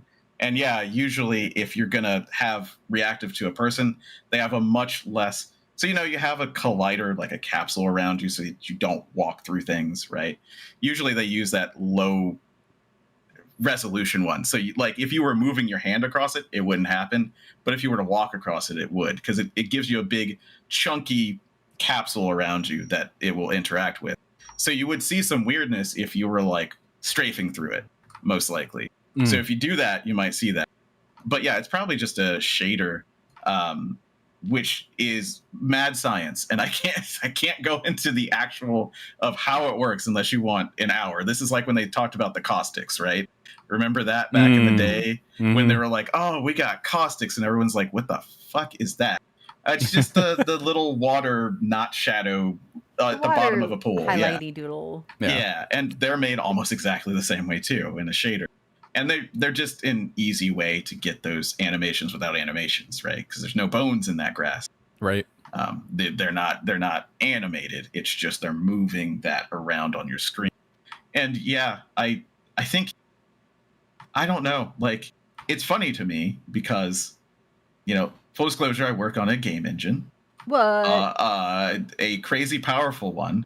And every single day I'm in a room full of machines that have graphics cards that you can't even buy yet, that are just pumping out insane scenes.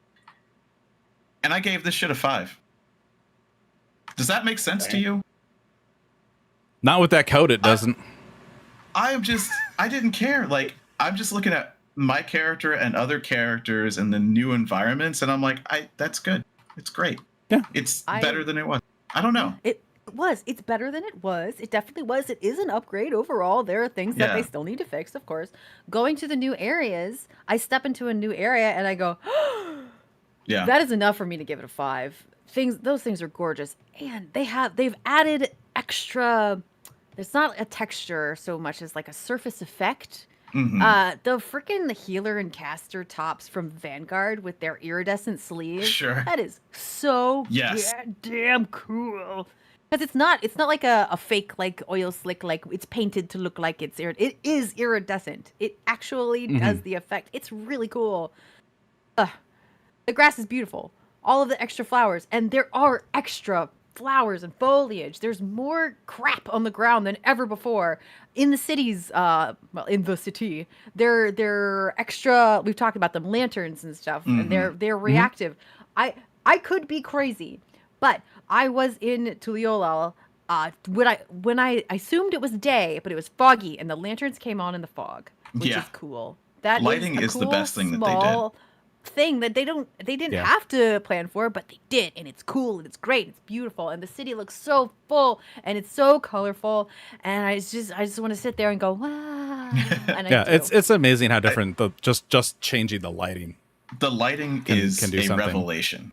That is what I really think did the graphics change at all. Is the lighting. Yes. Right. And it's a lot of ambient occlusion. It's a lot of actually casting shadows. Right. It's a whole lot of that. Now, we're not talking like real-time reflections or crazy shit like that. But for this engine, I still don't even know how they're pulling this off. Right. Like we're talking about an engine from 2010. Yeah. But even yesterday I flew through Thanalan. Yeah. Thanalan kind of looked like butt. It's very barren. The grass is not good. It's just brown and brown and brown with some scrubby greens in some places. Thanalan looks more full than it ever has. Yeah, there's more brush and it's pretty good. Ground color and stuff. It's interesting going through some areas. You can't see the like ground textures as much anymore too. That this game has really, really suffered from the copy paste ground texture for a long time. While it's still there, it's definitely still there. It's to a much, much lesser degree. Yeah, I think for me it was interesting going back, and I was walking around Ul'dah, the Adventurers Guild specifically, where they have the banners hanging over the top. They are definitely more gold now, but the geometry of the thing they're applied to is still the same, and so it just looks really weird and blocky. And it's, you know what thing is more gold now that I hate? Company chest. Company chest looks weird now. Oh yeah, it does. Yeah, it looks strange. Yeah. But it's nice to know that they are applying it to furniture, because some of our original furniture does not look good. Yeah. Sure. Speaking of furniture, we are in the graphics department. Yeah. You go to Solution 9, you go into an apartment in Solution 9. There's no apartment. There's no in-room in Solution 9. If only. You go to the shopping arcade, you go up by the materia vendors, and they have these like big display windows of all this furniture. There's NPCs talking about, I might buy a new desk. How many Solution 9 furnishing items are in this patch? I don't know. I don't care. I'm not bothered. Yeah, same. I have no idea. I'm just as like for furnishing people, like people that are really into this aesthetic. There's like you get like 2 neon bars and a vending machine from Gemstones. Like there's really not a lot, and clearly they have the models like made out, because like it's not like Heaven's Word where it's like we go, it's like this is the Allegan Museum. Look at the furniture that we used to have, and it's like the 3 things that we've already had in the game. Yeah. But here it's the opposite. It's look, we have a desk, we have these like neon table lamps and stuff. You can't get any of it. And so We will though. Will we? Yeah, eventually. Yeah. I have to imagine so. People want that so bad. Oh, right. They give it to us But all at it's one of once. those. Well, they didn't give us like any of it though. Like they give us a vending machine and 2 neon bars. It would have been nice to have a little bit more. I don't know if there are plans to introduce it. If it's a timed thing. Solution 9 just appeared on yours. Yeah, we haven't had enough time to plunder their furniture There you yet. go. And the Electrope, which is going to change the entire world if we use that. Yeah. We can't. Yeah. There's not enough. Yeah, there's not enough. Canonical. It's fine. We'll just strip down Solution 9. They don't need it. Yep. Since everyone's given their score, I'll jump in. I gave it a 4. It's cool. No complaints. Could have done more. I'm glad they did it. I like it. Kind of wish the Hrothgar models were fuzzier. Yeah. There Oh, were definitely yeah. times No complaints. where Wooklamot was doing something, and I was like, "Why is this lion lady so attractive? This is very strange." This better not awaken anything in me. No. Yeah, one of the other things too, I did forget to mention this. This has been making the rounds. Again, inconsistencies, QA question mark issues. In cutscenes in this video game, they have to do the cutscenes different times and model them different ways and change cameras depending on the playable race. Oh yeah. Yeah. There's a cutscene where you fist bump Ardbert. For some reason, the female Hrothgars have their heads sticking out through the floor. Yep. Okay. Please never change it. It's just it's another right. It's one of those things where with an update like this, there's going to be so many things to check. And the fact that like something this big got through, like when obviously they're adding new races, like they should have double checked the cams on everything. And it's a bummer that this got through. It's one of the things that Square Enix always prides themselves on is the quality of their game and how their game looks. So to see, something like the Roth Girl cutscene, or, the gaps in textures, or like somehow an invisible tower in Solution 9 that people could just jump up. Just jump up. Yeah. Like, what happened there? Like, it's just Maybe I am just too chill about this. I agree with the textures, the like gaps in textures, but like the Hrothgar lady thing, it's funny. People will think of that in years to come when it's been fixed and be like, "Remember when the Hrothgars, their heads popped through the floor? That was so funny." and that's Could fine. be a level of the square grapes from Endwalker. Yeah, Right. and like Hilarious there's thing from the expansion. the turbile dragon from Aerie, right? The grapes are different though, because the grapes were an intended thing. This isn't intended. This is them having failed a Neither QA is check. Turbile dragon. Yeah, it sucks, but there's so much to do. And Yeah. well, yes, it would have been good to catch it. Like people make mistakes, and it's funny. Yeah, I don't know. I just there's a lot. There's already, I think, for me, a lot of like inconsistencies in parts where like I feel like things probably could have haven't like given it another check or another pair of eyes. So to just like see even more of that like is a bummer. That's all. Yeah. I'm sure QA was overworked as hell with everything in Oh, this. I have no doubt. I have no doubt. And I'm sure with their over reliance on, I'm assuming with AI to do a bunch of upscaling and stuff like that. So we're like, oh, I'm sure this will be fine. It's, the same reason we talked about, I think for the benchmark where like the Makote panties had like weird suction cups on them. Like it's that kind of stuff. Yeah. Yeah. Because they have the frills around the underwear, like the sewing thread kind of thing. For whatever reason in the benchmark, all that stuff when it was like up-resed, it appeared on the underside and it looked kind of like suction cups. Yeah. I don't look that closely at my Miko girls. I don't either. That was kind of my reaction. This was on too, my like, timeline. why did somebody notice I this? didn't seek this out. It just appeared in front of me, Yeah, and yeah. I had to see it. But it's just there's so much stuff that they're trying to change. So I'm really curious like what their workflow and release schedule is going to be for the graphic stuff. It's a great first step. Like I will not deny it. Oh yeah. But I also won't deny that there's issues and that damn code should have been updated. Okay. That's it. Now we're going to jump into other. I know, Josh, you wanted to talk about dyes. Yes. Actually, other corn minion. Oh That's yeah. right. That was Corn your minion. one Corn- thing. Corn servant. So Yeah. good. Hey, Dad. See, Yeah. So good. He just had a craving for corn. He needs to go eat some corn. So That was actually. I'm gonna wait till his headphones are back on. yeah. That was actually a very like I haven't done it at all, but I have several friends who just were brought so much joy from this dumb little thing that was in every zone. Yeah. Yeah, I appreciate the corn minion. I appreciate there's something like stupid and goofy. My parallel to that though is where the hell was the Nutkin? He's later. Later. But he was in the trailer. Everything else in the trailer we got now. I want that little dude to get his acorn. Did we? Okay. It has nothing to do with anything but the corn servant. Sure. If you play a series of games adjacent to Disgaea, there's one called Makai Kingdom, and in which Yeah, there's a corn who is the most powerful thing in the world, the universe. In fact, that corn is the one. Is the quote that I can't get out of my goddamn brain because the stupid corn. So I just had to say it somewhere. Like, the corn servant is shaped exactly like the thing from it. Like, it's a whole chapter in this game, and it's Disgaea, so it's over the top and hilarious. But just that corn is the one just kept replaying in my mind, and I need to get it, and I haven't gotten it. I just wanted to get that out of my brain, just finally. I did see somebody talk about the corn servant. It might have been in Moose's chat or somebody else's chat that I was watching when they like first discovered it, and they're like, if this was Ren and Stimpy, that corn dude would be jacked. Yeah. And then my brain just takes that and continues it. I'm like, yes. And if it was jacked, it would also just like pry someone's mouth open and like shoot corn kernels out of its nipples to like feed them. And I think that's just like the funniest fucking thing. Like I wasn't going with nipples, but that works. I think Ren and Stimpy, man, it was a different era. You're not wrong, but also ooh. The Nutkin. Funny.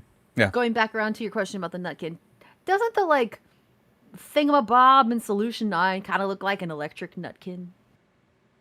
Yeah, there are some of the like imagery has like a Nutkin kind of looking thing. Yeah. I just Nutkin. I was really pulling for like Thancred's Nutkin popping up like and be like Golden City, Golden Acorn. This is my time, and we didn't get it. Time traveling Nutkin. We ain't done with this expansion yet. It's gonna happen. There's such an opportunity, I think, for Hildebrand to use that Nutkin, and I hope they do it. I really do.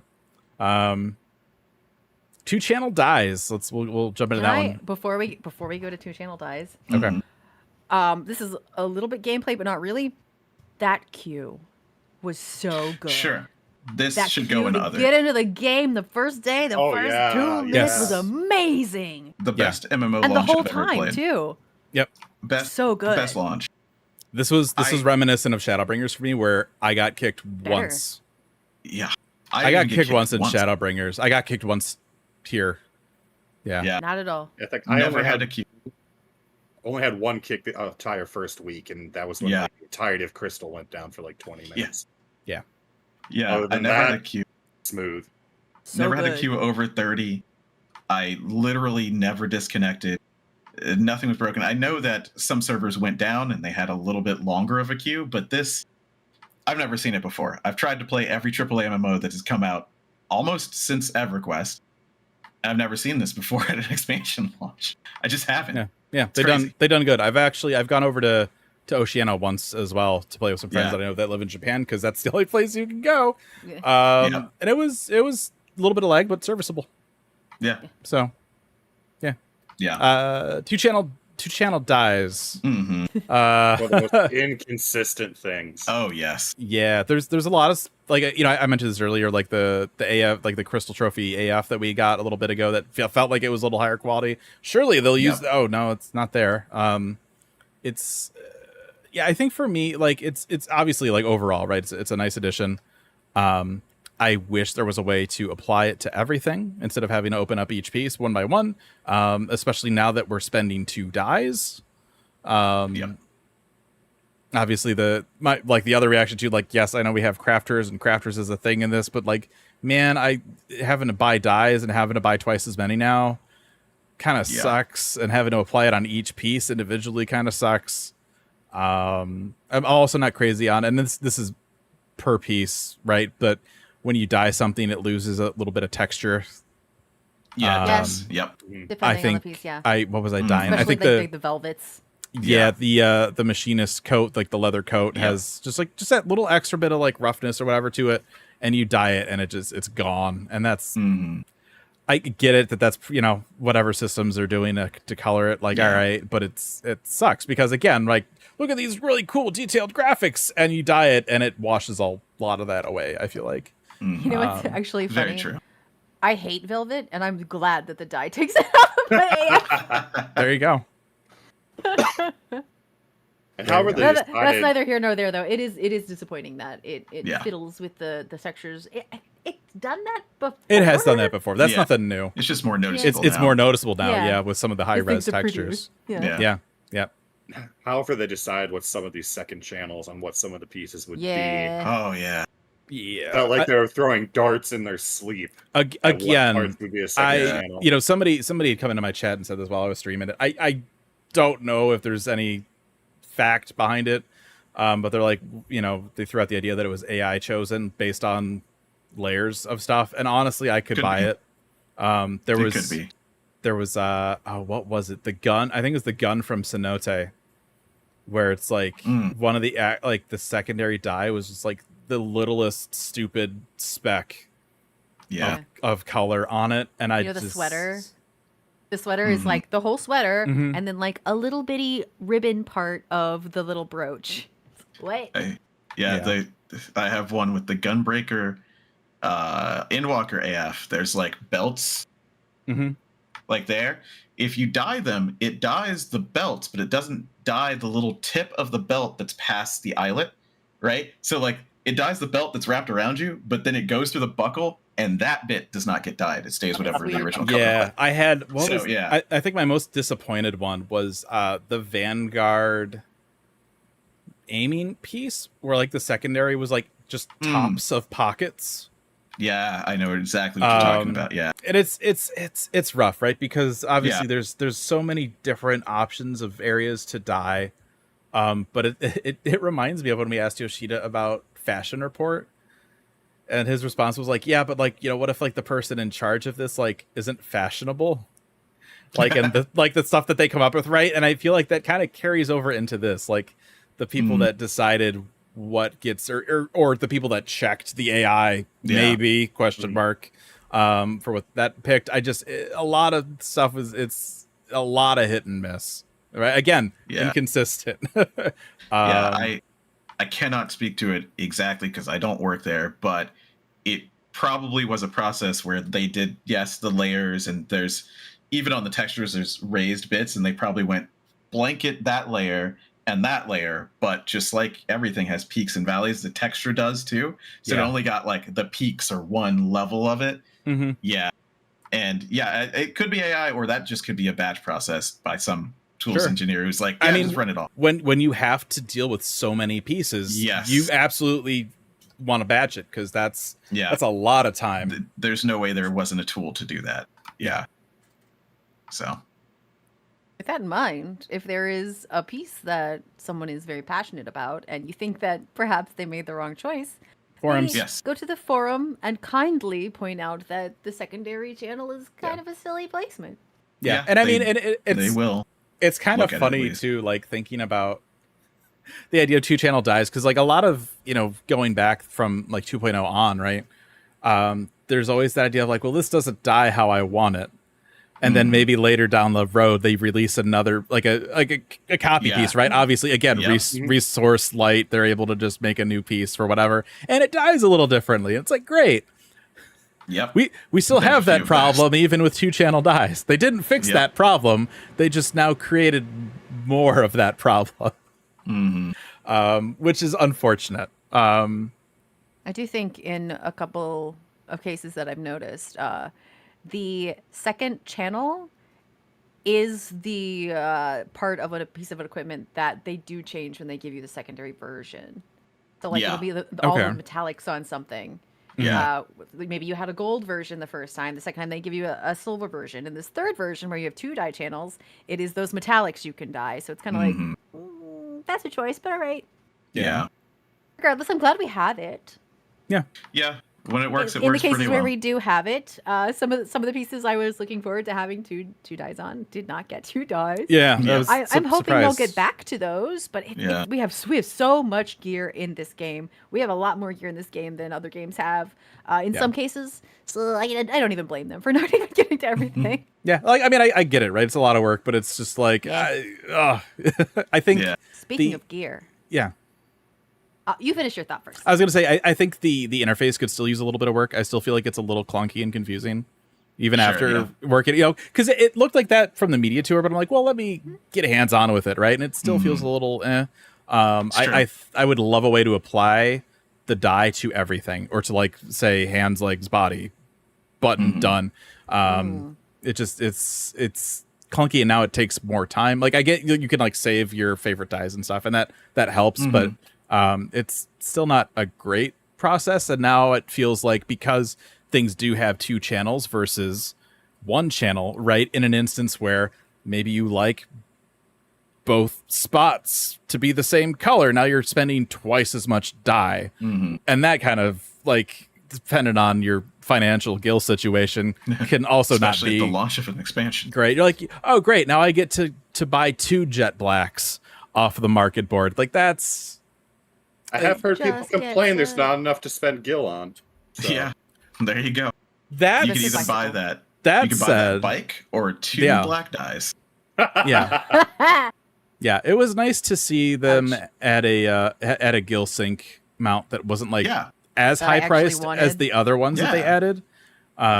It is and I mentioned it a little earlier too. It sucks too because depending on like when you might get it, right? Because you get to that part of Solution 9 fairly early on, and then later you get to a part with like different colored bikes, and you're like, I don't want. Can I do returns? I want the blue one. Like, why? It is what it is. I doubt they're going to add a mount die system. As But- Yoshi P has said, nightmare. Nightmare. Yeah, I can't imagine. Yeah.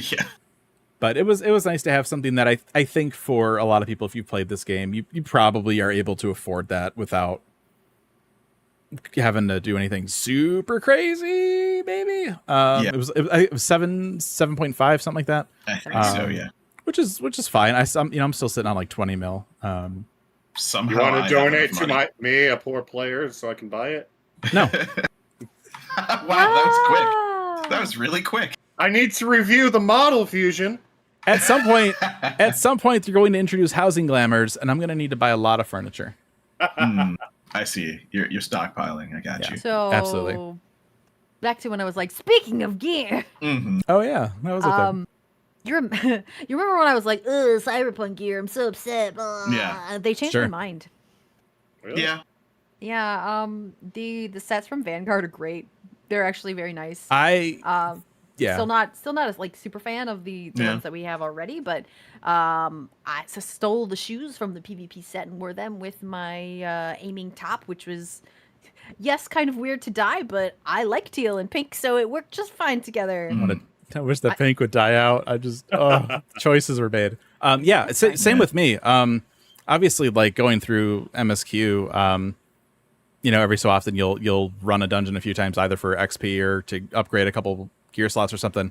I think Vanguard, like hands down, is the dungeon I've run the most, just because of all the different glamour from Every time any Really- friend got really there, nice needed a sets. friend to go, I was like, I'll go. I want this piece. Can I go? it. Yeah. But yeah, no, it just goes to show though, even if you don't really like a genre of clothing necessarily, if you get the right design in there, it doesn't matter. These are It's really true. great.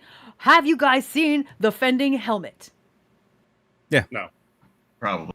It looks like the robot's faces, Yeah, and it when does. you Oh, visor, yeah. when you visor, it changes from the freaking what's it called? Triangle. Oh my god, triangle shapes hard. To the like 2-line eyeballs, and Uh-huh. it's so cute. It's so good. I still love don't that they like do it. that. all it took was, I think it was Rin I saw posting, somebody took the fending or maiming set and basically like Iron Man colored it. I'm like, done. Yeah. Like that's Excellent. gonna be my gunbreaker at 2 levels, hands down, easy, no I'm problem. still waiting for the Cyberpunk gear that I like. The only reason that I like it at all is because it has a little bit of the Electrope, and I like Alexandria. But I am happy that it's here because we need the diversity of gear, and then the Tome gear is not, and I'm happy about that. Yeah. So yeah, it's great. Honestly, have we seen the tome gear? What we're gonna get? Not the new. I'm talking about the first Tome Okay. gear. The current, Right. yeah. I'm actually a little bit excited to see what we get for the next tome gear Sure. after this. Yeah. I'm probably maybe one of 2 people in the world that think this, but I'm like, can we get something like Sven's gear? That would be so cool. I mean, I agree. Kind of more science fantasy is what I want to Yeah, see. exactly. Sure. That would be great. Yeah, I like the hard sci-fi. I do, but I think I want that kind of bridge, and that's why I like Alexandria so much. It is that bridge. Well, and to you got to science remember, fantasy. yeah. I mean, it's, you go through that dungeon and you see the ruins. And I mean, yes, they did have Electrope on the side of the buildings, but it was still that Absolutely. old school kind of Yeah, right Adorable FF9 Alexandria. So it was that mix, I love that mix. So- yeah. which was interesting. Yeah. The other thing that In they other. gave me for this expansion that comes. I was just shouting about for half an hour, no lie. They finally gave Dancer fans. I can I was waiting finally for this. throw some MFing fans around. And I know it's just the smallest, dumbest thing in the entire world, but it made me so happy. I was going, ah! For like half an hour, if not more. Fusion's like, that's something I could have dealt without for the rest of my life. Oh, I was already ready for it. I was just thinking, I was just like, is Phil still over there? Like, does he know? Like, He's fine. Yeah, he'll be all right. just a bit. Noise canceling. He's fine. Okay. Yeah, he's okay. fine. I mean, if I was to sit next to my wife and just turn to her and she'd be like, what's going on? What's wrong? Thumbs up in the background. He knows. World's on fire. He knows Yeah. I'm a weirdo. He is very fair. into it. It's fair. Yeah. On the other end of the spectrum, talking about glam, I want to know who the hell made the decision to make one of the MSQ glam sets that you get as you're completing quests goddamn bondage gear. Yeah. It's Mad Max. Where did that come it's Mad from? Max. Was there someone It's Mad Max, that yeah. has their main on Balmung Max. that wanted to create something Look. only for Good them? sir. Look, Good sir, Josh- we cannot talk about Balmung that way. I don't know if you knew this, but there are certain roleplay venues that exist in this game. I'm very They're- aware. I see what they post at Party It's for Finder. them. Yeah. It's not for I you. take a bath afterwards. Look, he's on Crystal. He's very close to the ground zero, you know. Balmung is a self-perpetuating myth, okay? It is because Balmung people is will so- use it. I Have you exist on been Balmung. there? It's my Yeah, that's server. where I live. I've been I there will tell since you it was this. I will- before Balmung. Yes, I will tell you this right now. You listen to this. Yeah. In the days where Aether is locked from Crystal, Balmung is so clean right now, you guys. It is. It funnily enough is. It's funny. There's a lot of In the days where everybody was sticking to their own server, there wasn't any of that crap on Balmung. there's a lot of sex tourism to Balmung. Have you been to the old quicksand at all? I mean, Is it yeah, clean? I Is avoid it it. clean? I avoid It's- it on purpose. it's cleaner than usual. Cleaner. But when you go there, all you see is Traveler and Wanderer. Yes, that's true though. Like that's the thing about It is a Balmung. self-perpetuating myth. People come to it because they know of it in that way. Just like you go to Gilgamesh or there to raid, like everybody leaves Crystal to go over there to raid. Everybody leaves their server to come over to Balmung to, you Have a know, good time. yeah. What is it? Tourism. Exotic raid progression? So- something? Yeah, extreme Extreme raid raid progression. Extreme raid progression. Yes, Yes. exactly. That's why they come to There you go. Balmung. Yeah, but I mean, I like that gear though. I mean, the gear parts of it looks really great. It's a bold choice. I'm not going to say they shouldn't have put Yeah. it in. Yeah, But you know, it just came so far out of left Yeah, field. I was not prepared It for it. expecting did. that. It did. Yeah. But yeah, it's, Yeah. it's very Mad Max. One thing I Yeah, do while we're Fist of the North Star, talking too. while we're talking about gear, and while yes, this is just a recolored set, there was another name usage we got to see here. The Ra Kaznar set. Yes. What that is? What's That's Final Yeah. Fantasy XI, folks. It That is is the 11. end game zone of Seekers of Adel in their last expansion. Oh, that thing I didn't do. Also, if you wanted Yeah. to, like, if you were to, so you may not know, there are fancy names for the end game zones that 11 has had in the past. Sky, Sea. I believe Rock Hasnar, because the boss in Adeline is Hades. I believe they called that Hell. Or I think I've seen saw that. Something Yeah. like that. Yeah. So the Limbo fact or that Hell, yeah. they brought that in, that I was like looking at my coffers, because I actually just sell all the chest gear that I get from the MSQ. It's a good way to make money. And I was just go through, I'm like, huh. And so now Yeah. I'm like looking around, I'm like, was this used anywhere else? Is there a Rock Hasnar in There's Tyrol somewhere? there is not, but It's a type of material. I'm glad that you mentioned it though, because to me, I saw that and I went, yeah, Seekers of Adeline. Why am I thinking of Seeker right now? Because that is what the Milala shepherd or whoever helped them leave, they called them the Seeker. And I'm like, I don't like that. What is happening? That's interesting. I don't think we're I going to was get any surprised. Malala lore in the 11 lore, but hey, La la who knows? lore. I mean, we don't know We don't how know. they're connecting that, and I Yeah. wish we had just like a little hint somewhere, but we really don't. Nope. We have so many 11 references, right? In Dawntrail, we have the Yakoi Nice, terrifying name. It's hard. I can never remember the name because it came out at the same time as that damn Hawktua meme, and it sounds similar in my brain. But then also they were just trolls in 11, so I just call them trolls. But if I say that here, people will be like, "What?" But like Their those eyes are so moist. we have the one thing I don't like about the graphical update. We have I was surprised you didn't talk more about Graphical because he was in 11. Yeah, no, Graphical. A lot of the troll. See, I'm doing it already. A lot of the giants, a lot of the Mamul Gcha names are shared from Zoral Gcha. Yep. I think they're what? Colibri Pet is a notorious monster. Yes. Yeah, they attack with their Colibri when they do besiege. Yeah.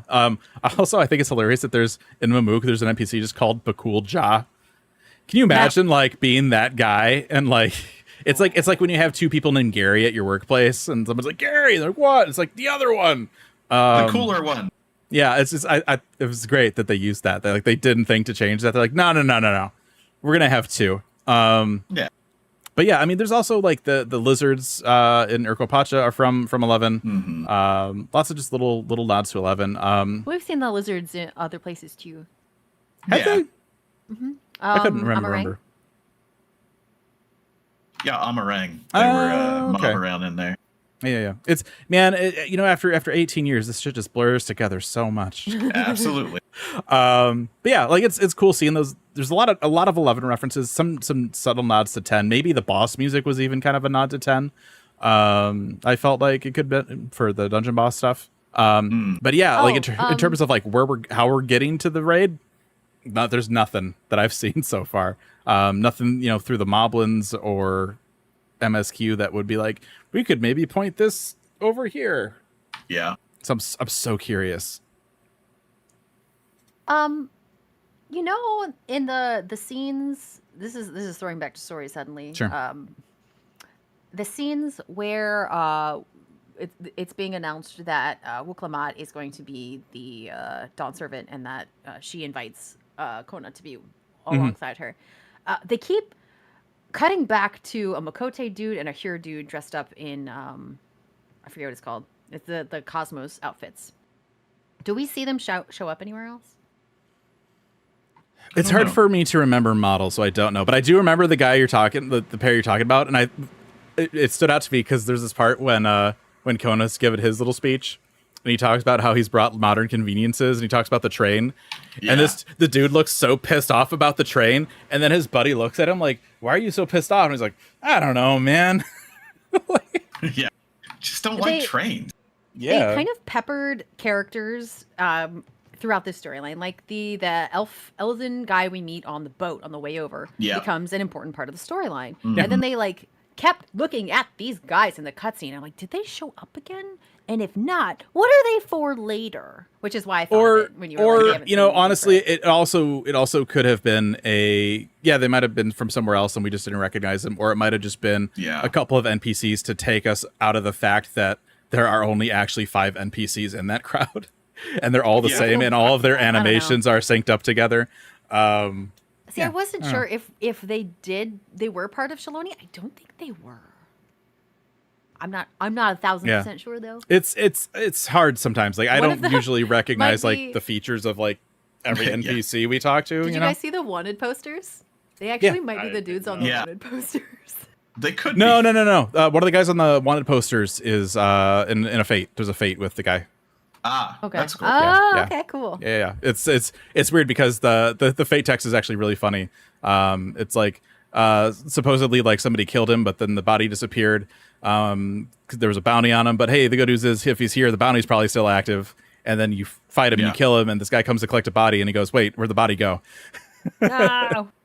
So yeah, the text is funny. There's a little thing too where one of the fates that helps spawn the snack in Shaloni. It's by that big lake in Shaloni, and instead of like these alligators just kind of like spawning in and fading in, they actually jump out of the lake.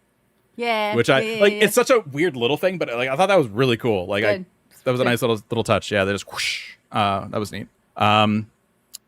Mounts. There's a lot of mounts in this expansion. You can get one from the gemstones. You can get one from Gatherer scripts. You can get a Ronak. There's one you can Hunts. buy. The hunt one is so funny. The turtle. Yeah. Mounts are fine. I think I do like the bike. I think the most is the one that is cool. kind of my go-to. It's just really neat. I mean, it's included in 0.0, and we're not the extreme mounts. Come on, that's so cool. Oh Yeah. yeah, That's the wings. so cool. Mm. That's so cool. Such a Yeah. a simple but so creative. Yeah, idea. it's great. I'm excited for whatever the final one is. I hope it's something Yeah. neat. Please make sense. Just make sense. Yeah, just make That's sense. all I please. want. Just Giant don't put me in a vomit chair. It'll be Necron from 9.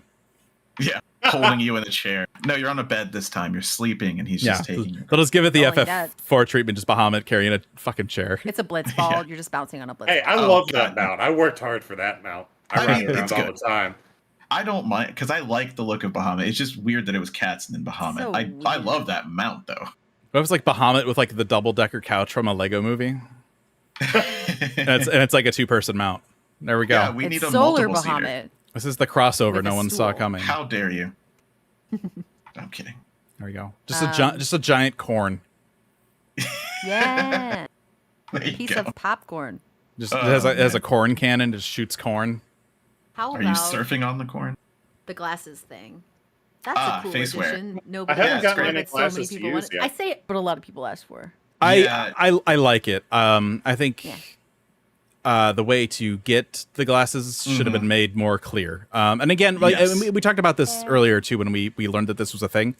I think that to some degree, glasses and you know that should be seen as character creation, not glamour. Like somebody like I wear glasses all the time. It's part of my identity, right? I see what you're saying. I should be able to just get glasses. And I was able to start like with options, like because of other things that I had already acquired at some point somehow. I did have a few that you have to collect them from the Calamity Salvager. Like they you had trade. them, Oh. and then you can also buy some with MGP. I wish they were just really upfront, like this is how you get all the different types of glasses. That would have been really nice. And But it sucks I like the because they're system. probably in your glamour dresser. Your glasses are probably in there, so you have to go pull them out to go to the Calamity Salvager to get them to turn into facewear. Yeah, I know mine it's a little weird. I forget how that worked, but yeah, it's just I wish it was a little nicer to like be like, hey, here's how to do it.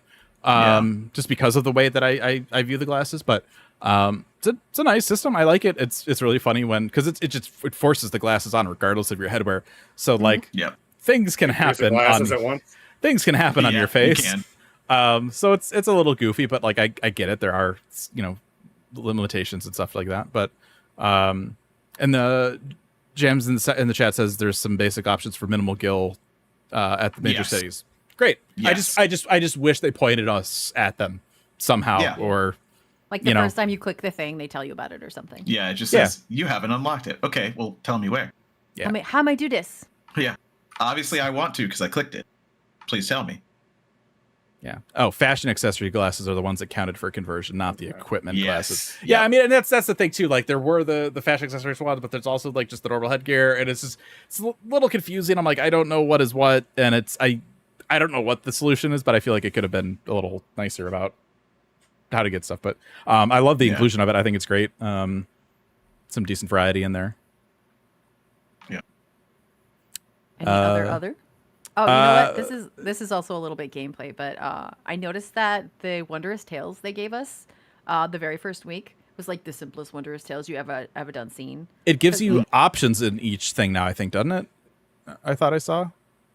Oh no, it was just that Or- the ones that very specifically the first week. So like it's not this Okay. way anymore, but very specifically the first week they gave you a very very simple, easy to do Wondrous Tales that didn't include new stuff, I believe. Oh, so I see. it was very easy to actually get it finished and use it for XP if that's the thing that you wanted to do. I thought it was nice that I gotcha. they thought of that little detail enough Yeah. to like for 1 week make it this different thing. Yeah.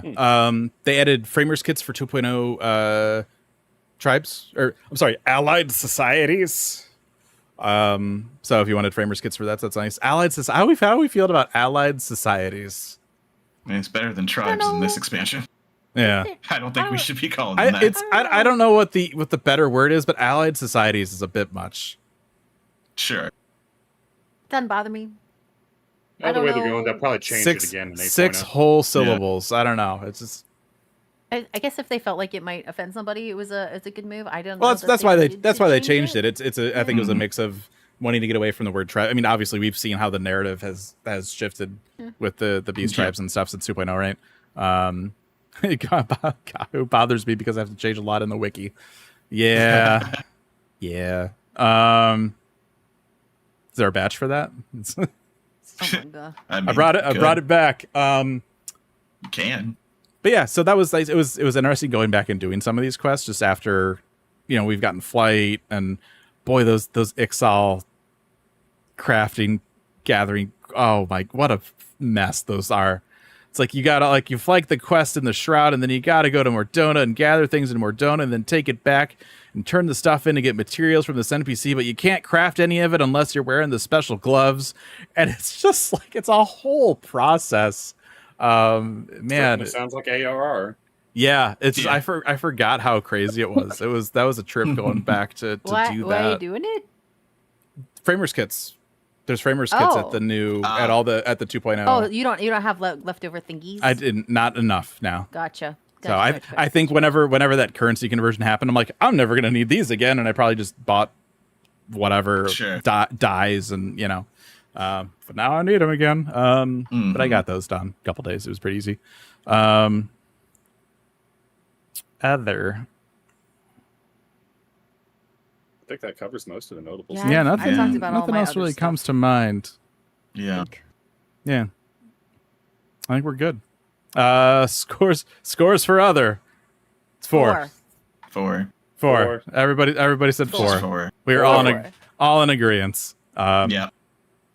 So there you go. They usually don't disappoint with quality. Honestly, the reason it's not a 5 for me is because we usually get a couple more quality of life things. increases. Yeah. We got less this time. The ones we got were fine or good, but where's the rest? I guess. And they actually, not part of our review because it's Arcadian patch, but they actually pushed some retainer adjustments live early. Like that weren't finished. Did you see that? Where it's like the amount of gil you can take. Like it's a new message now. That's throwing me off actually. Sure, yeah. Because I'm so used to not reading it, but knowing what the order is, and I'm like, wait, what does that say? Mm-hmm. Yeah. So hopefully. What do you mean? There's nothing in there. It's full. I think what they need to do. I think it was it Heaven's Word. They launched Heaven's Word, and they're like, everybody is going to take a vacation. We rebuilt the game. We launched an expansion. We're taking a break. Give people a break now so they can come back and stop making weird, silly mistakes. Because I feel like just between the inconsistencies with this expansion and now our first little patch afterwards, I'm like, people need a breather or something because there's a lot of stupid things getting passed. But that aside, everything done. Scores. Dawntrail gets an 80 out of 100 for us. That's a solid B. Woo! Which is actually, I think, right now, as of recording, just above Metacritic, so right above average. So there you go. We did it. We did it. Yeah, I'll have to. Yeah, we are still just above. I mean, I hate that they do multiple platforms. I get why they do, and it makes sense to me. But yeah, PS5 is 79, PC is 78, so just above. Close enough. Yeah, exactly. Where's Xbox? Is Xbox on there? No. Xbox actually had some other really weird issues with crashing when zoning. I think I heard about that. Yeah, things happen. We all got some extra playtime. Things happen on Xbox. TBD, but if we averaged it right now of the 2 critic reviews, it would be an 81, 82 and a half, somewhere around there. That's about in line. Yeah. Yeah, just around. Yeah. It was interesting to me I don't turn off shout chat because I'm usually right along the cusp of people. I don't normally get spoilers, but seeing people shout about, oh, I don't like this in the first 3 hours, and it's like, you have been playing for 3 hours, calm down. It got wild. In the days to come after that, I saw much more positive shouting, so that kind of made me feel happy. The days when I was in Shaloni doing fake grinding for ranks and for window stuff, because obviously at this point this is people that are done with MSQ. Yeah. I don't know how else it was a shit show. It was just awful. And absolutely.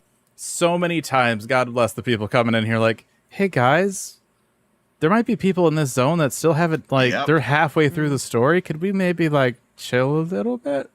Yeah. So it's like, I'm like, I had to go on Twitter and be like, you should turn your shout chat off. Just turn all your chat off. Ignore everyone. Yeah. Just do the story. And that's part of why, everybody approaches expansions differently, right? But some people like to just go right through the MSQ because sometimes people they get done in shout chat and don't have anything else to do. And just everything in the shout chat. Man, it was in living memory for me. And I'm like, please shut up. These people just you're right there. You're right. We just got to the Bellagio. Why are you... I lost it at the fountains. I'm already like, this looks like Vegas. And then they have the damn fountains. I'm like, are you fucking like... All right. It's so funny. Any closing thoughts?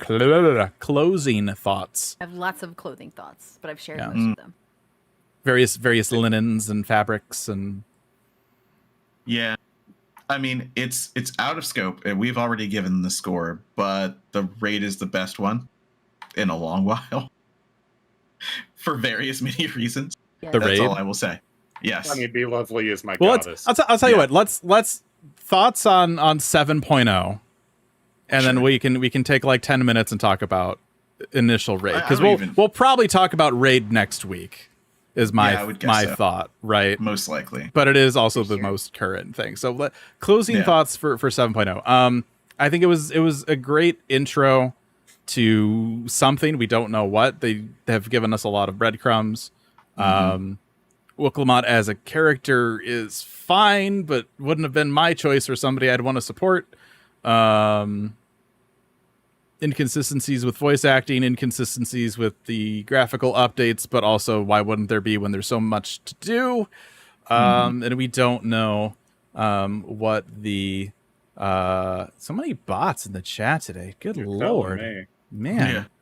They're like, they're banning us. That means they're active, and we can post our links in their chat that doesn't allow links. Good God. It's like the fifth one. Anyway. Like some inconsistencies, but overall, for me, better than Endwalker. I vibed with the story much more. I thought the stuff with Kryl, there was the initial reveal of how Kryl got here, like through the gate and stuff. I was like, is Kryl Kal-El? I dead ass. I was like, Kal-El? I'm like, Kryl's Superman. Yeah. Yes. Dude. And I thought her subplot, the voice acting and all that was just like the highlight of the expansion. Be really well done. And yeah, I'm so curious to see where they go. Obviously, I think they're putting a lot of money in the Reflections hat right now, which is fine. I would still like to see what's under those clouds in Ilsabard that we walked through in London, but maybe one of these days. Yeah. So for me, it's good. It's good. I feel a lot better about Dawntrail than I did coming out of Endwalker, which it makes me so happy. You guys have no idea. I'm so it makes so me happy. Really happy too. I'm so happy to be happy. Yeah. It's been so long. I didn't know what it felt like. I am not as pleased as you are. I'm sure that you are happy, but I am very happy that you enjoyed the expansion. I really am, genuinely. And then I was also very, I kept my own spirits up. I was like, we don't know what this is going to be. This could be amazing. This is going to be great. I was not dissatisfied. And I was glad that I didn't, doom and gloom up into the point of it, because it would have been a waste of my time. I had so much fun with this, both the first half and the second half. I like them for different reasons. I wish there'd been a little bit more Kryl, but the story's not over. And I love that the things we're left with at the end make sense. That the people are upset with their current situation. Their queen is dead. Their way of life has to change. This stuff is ground shaking for them, and it makes sense that they're angry. And I'm excited to see how the characters deal with it, especially Willamette and Kona, because they are brand new leaders and they don't know what the heck to do yet. It's going to be interesting. It's going to be fun, and it's going to be interesting and fun on many different layers, including political and go out and beat up shit. I liked it. Yeah. Speech. I liked Endwalker's story, I did not like the patches all that much, and I very much did not like job and encounter design. Job design is better, not exactly where we need it, but better. Encounter design's the best we've seen in a long time. Yeah. The story, I really enjoyed it, right? Like, yeah, it was a little slow, and yeah, Wilklamot is a burgeoning leader. She's got to learn. It's fine. I'm sure every other leader kind of went through that, and we saw that a little bit, right? And yeah, I'm excited to see where we go from here, both as far as the story, like what are we doing in the patches. I love reflection nonsense. I love it to death. What? Shut up. I didn't know that about you. I cannot wait to see what this stupid key is and what it does and what it has done, right? And yeah, I am not in the waiting room for 8.0 as I thought I would be. I thought I would get through the story and really enjoy the story, but not have anything meaty in the gameplay to hold on to until 8.0. Sure. I was wrong. And I'm glad that I was wrong, because I've played it more. Played it more in the last, I don't know, month that I have in 4 years, probably. There definitely was an 8.0 waiting room vibe after the live letter, the way they talked about job actions. One of the stupidest things I think they could have said. But I think for me, before that, even there was like the 7.1, 7.3 waiting room where, you know, Yoshida at PAX was like, things will get more interesting then. And I'm like, exactly. You need to tell me to be excited about the thing coming now, not later. And it panned out. And it, agreed. Yeah. I'm so happy. I'm sorry to cut back in line, but I'm so happy that the two of you are at least a little bit happy with what has happened. All they have to do is make the 11 raid the best thing they've ever done. Yep. That's all they have really to do. Because that's going to be the thing that makes me unhappy. I'm not envious at all for whoever's working on that raid, because there's so many expectations, and it's man. Well, here's hoping they can tell the crossover story better than they did the Nier crossover story. Yeah, that'd be nice. Oof. Anyways, my final thoughts. Story had some pacing issues, which I think probably would have been better if I didn't bum rush it over a week. I think it would have been better if I spread it out. But even with those in place, story was great. I was a sobbing mess at the end. Some consistency issues in the audio, but so it can still turn in some great work. I'm glad to see he's experimenting with some stuff. Gameplay is, even as someone who didn't complain as much about Endwalker as some other people here, it still is the best content I've seen in the game, and I really hope they continue going with it. I'm kind of excited to see just how absolutely insane they're going to do Savages coming up with how they boosted so scared normal and to see Savage already. I can't wait. I don't normally raid current Savage, but I need to see what this first pool looks like. Nice. Yeah. Overall, I am very excited. I can't wait to see what's going to keep coming, and glad to keep sticking with the game. All right. Yeah. So there you go. 80 out of 100. That's a B. It's good. That's passing. Passing. Oh, lovely. I wiped so many times to that fight, and it was always when there was like 10% left, which meant I had to redo that whole thing. Spent the whole fight just vibe into the music, which is weird, because going back, like, I think for me, like, the first one was the hardest one. With the way that I it's one of those things. So for me, when I went through, I first clear for 1, 3, and 4. Honeybee took me like 3 or 4 wipes the first time. So like I haven't seen the mechanics repeatedly yet, but like the glass floor like highlight thing, because there's so many like things to remember. I'm just like I don't know. Just watch 2. Yeah, see, turn your brain on. I don't. My brain no think good. The two behind it, the two directly behind it. One of them's gonna get hit twice. One of them's gonna hit once. Just move. Yeah. And it's one of those spoilers. It's one of those things I'm just gonna have to do more of. And it's, you know, it's like the teacups in Burrows where you have to kind of watch 2. It's hard for me to do that. You only got to watch one of them and then keep in mind the other ones like left or right. Yeah. Well, see, and that's something that's helpful. That's a helpful tip. Yeah. Thank you. Exactly. I mean, it's we're a it's helpful new community. mechanics. Yeah. It's just practice. You just got to do them a few more times. And, yeah, everybody's got one of those that it's like, what is this now? This is new. What is even okay? Like a lot of people. I will say though, like, I'm so glad that, like, when I was like, I'll jump into the raids. I'm gonna go machinist and Melee DPS. That felt like a great choice. Look, I'm viping and I'm not going to stop. I just Viping. that idea of like, you know, like what we saw in like the first Eden fight, the idea of like melee uptime and when just stuff is happening all over the damn. My brain, man, I don't know if I can handle it. So yeah, machinist all the way. Favorite fights from anybody just initially?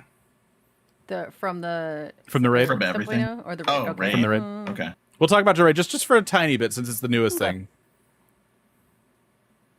Honeybee. 4. Honeybee. 4. I think I like 4 the most too. One. I love A little bit of everything. Final attack. Yes, it's The great. laser. You could tell when they built that final attack. It was like, you always keep saying you want to heal something. Here you go. I loved 4 because I think 4 is my favorite music track, but it also reminds me of Iron Man from Marvel vs. Capcom with his big cannon. Like that's all I could think about. Should. Yeah. Should. Yeah. I do really like 4 too, and I think the mechanics in that one might be the most fun. I think but so, yeah. the ones in 1 are just so different and new. Oh yeah. Yeah. I love when you get punched and you're gonna fly through the air. I and break got a tile. It's uppercut interesting. through glass like 3 times in my rig. Bless the healers, man. If you're a healer that's running the raids, like good job. I'm working on getting my white mage up so I can do it myself. When I finished that first run, because man, there were so many deaths. I was just like, you healers aren't getting paid enough. I just want you are appreciated because man. Yeah. Third one is probably the least fun. Yeah, I think so too. But 3 it's felt the alright. most simple to me. Yeah, it's moments. Yeah, it's moments. Yeah. Yeah.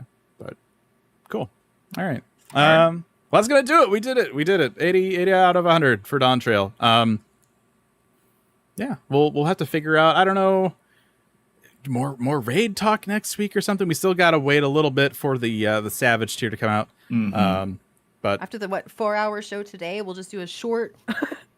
my God.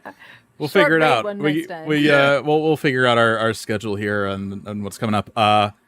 In a month though, everybody. I don't know if you knew this. We're old. We're so old. Yeah, I know. She's shaking her head. She doesn't want to believe it. Every time Fusion says, "I'm old" or so- "We're old," I'm like, So "Nope." old. I'm so you do the voice acting. You have your youth. You retained it somehow. You found a secret. I'm just old. My back hurts. I have gray hair. My mic has gray hair. Don't ask. Okay, next- here, you just can't tell. Next month we're gonna be 15 years old. Mm-hmm. 15. Everyone's like, 15. the game's only been out they just celebrated their 10th anniversary. Well, remember 1.0 existed, and we existed before 1.0. Remember that once lived. We were out months after the announcement, so we've been around. So I don't know what we're gonna do yet. Obviously, that's something we'll be talking about internally. But we do have some stuff that we're planning, so keep an eye out for that. And until then, we'll see you next time. If you want, you can find me on the internet. All the things Raffledurg, RFLDRG. YouTube has an X. You can see all of my unedited, completely raw playthrough of Dawntrail. If you want to see my reactions to certain parts, there you go. It's on there for the internet to see. It is now archived. You can see what I thought about things in real time. There's no hiding my initial thoughts now. It's there, and anyone can go see it. You can see me saying "Cryo is Superman." Yeah, that's actually a thing I said. Zen, where can people find you? On the internet, I am on. I like when you hit the button and I'm like, because I don't remember. Znidra_A on Twitter. It's your cheat also sheet. just Znidra. Yeah, exactly. On Blue Sky. Strawberry Bop on Twitch. I might do stuff on there soon. I keep saying this. I've been visiting people on it instead, so now they know who the heck I am instead of being like, who is? Yeah, and then +1 shot +word. Well, the number shot the word. Both Twitch and YouTube. Twitch has underscores. YouTube does not because, like Dawntrail, I am inconsistent. Ha ha ha ha ha. That's actually not my opinion. But we're sticking with the theme.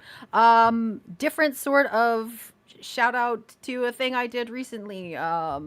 With each patch, expansion, whatever, I do our MSQs, level guides and experts, and I think that's it. Oh, also the normal versions of the raids. So I just did 15 of those. I found as I was working through them that I became blind to what might be difficult or not difficult. If you take a look at those guides and you're like, what the heck did you say? A video would help here. Send me a message. I will add a video to the guides, or I will change my description or anything. If there's anything in any of those guides that you guys are using and you're like, this needs a picture, this needs a video, help me out. I will add this to this guide. I want them to be as easy to reference and understand what the heck's going on as possible. So hit me up. Let me know. A lot of people do video guides, but we also love that there's not a lot of people that do written guides. So obviously some people are visual learners. Sometimes you just need a picture or a little video. So yeah, help us help you if you go through those. Yeah, I like to do the written guides because I find it personally easier to be like, wait, what did that mechanic do? And being able to just scroll to the spot. But sometimes you need to see it, like Fusion's saying. So sometimes you just need to control F an ability, and it's so much easier than scrolling through a 30-minute video. Aldino, this is your moment. You can tell people all of the places online where they can find you and only you.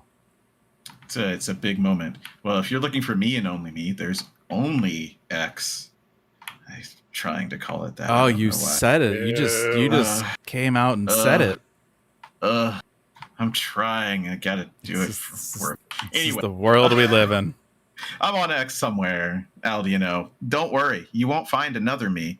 If you spell like 3/4 of it, you're probably just gonna find me anyway.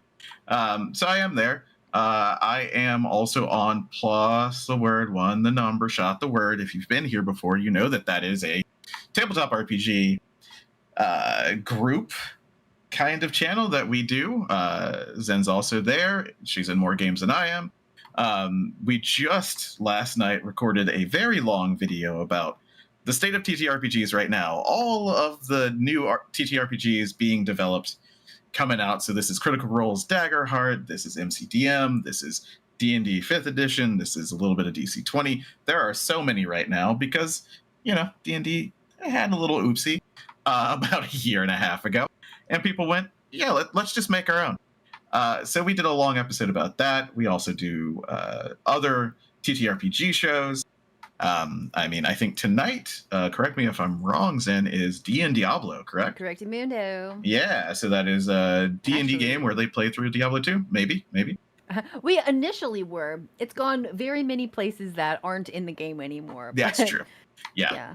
And yesterday, actually, I forgot this part, but I was over on Sly's channel with Synodic Scribe, Sly, Frosty from Mog Talk, and our DM was Time Blader, and we were playing the Final Fantasy XIV TTRPG. We went through their whole first scenario, which, if you've played this video game, was very familiar. But if you want to see how it's played, or you have any questions about that, then you can hit up those people, those places, and also me to check it out. So with the Diablo one, I gotta ask: did you go to the cow level? No, not yet. Anyway, we're not done. Okay. We are in hell right now, though. Yeah, hell could just be a big cow level. You never know. It could be. Remember cheats in video games? Remember that? That was a thing. Yeah, we used to have. Yeah, I do.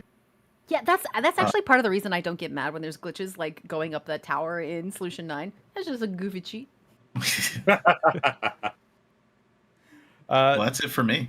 All right, Josh, where can people find you online?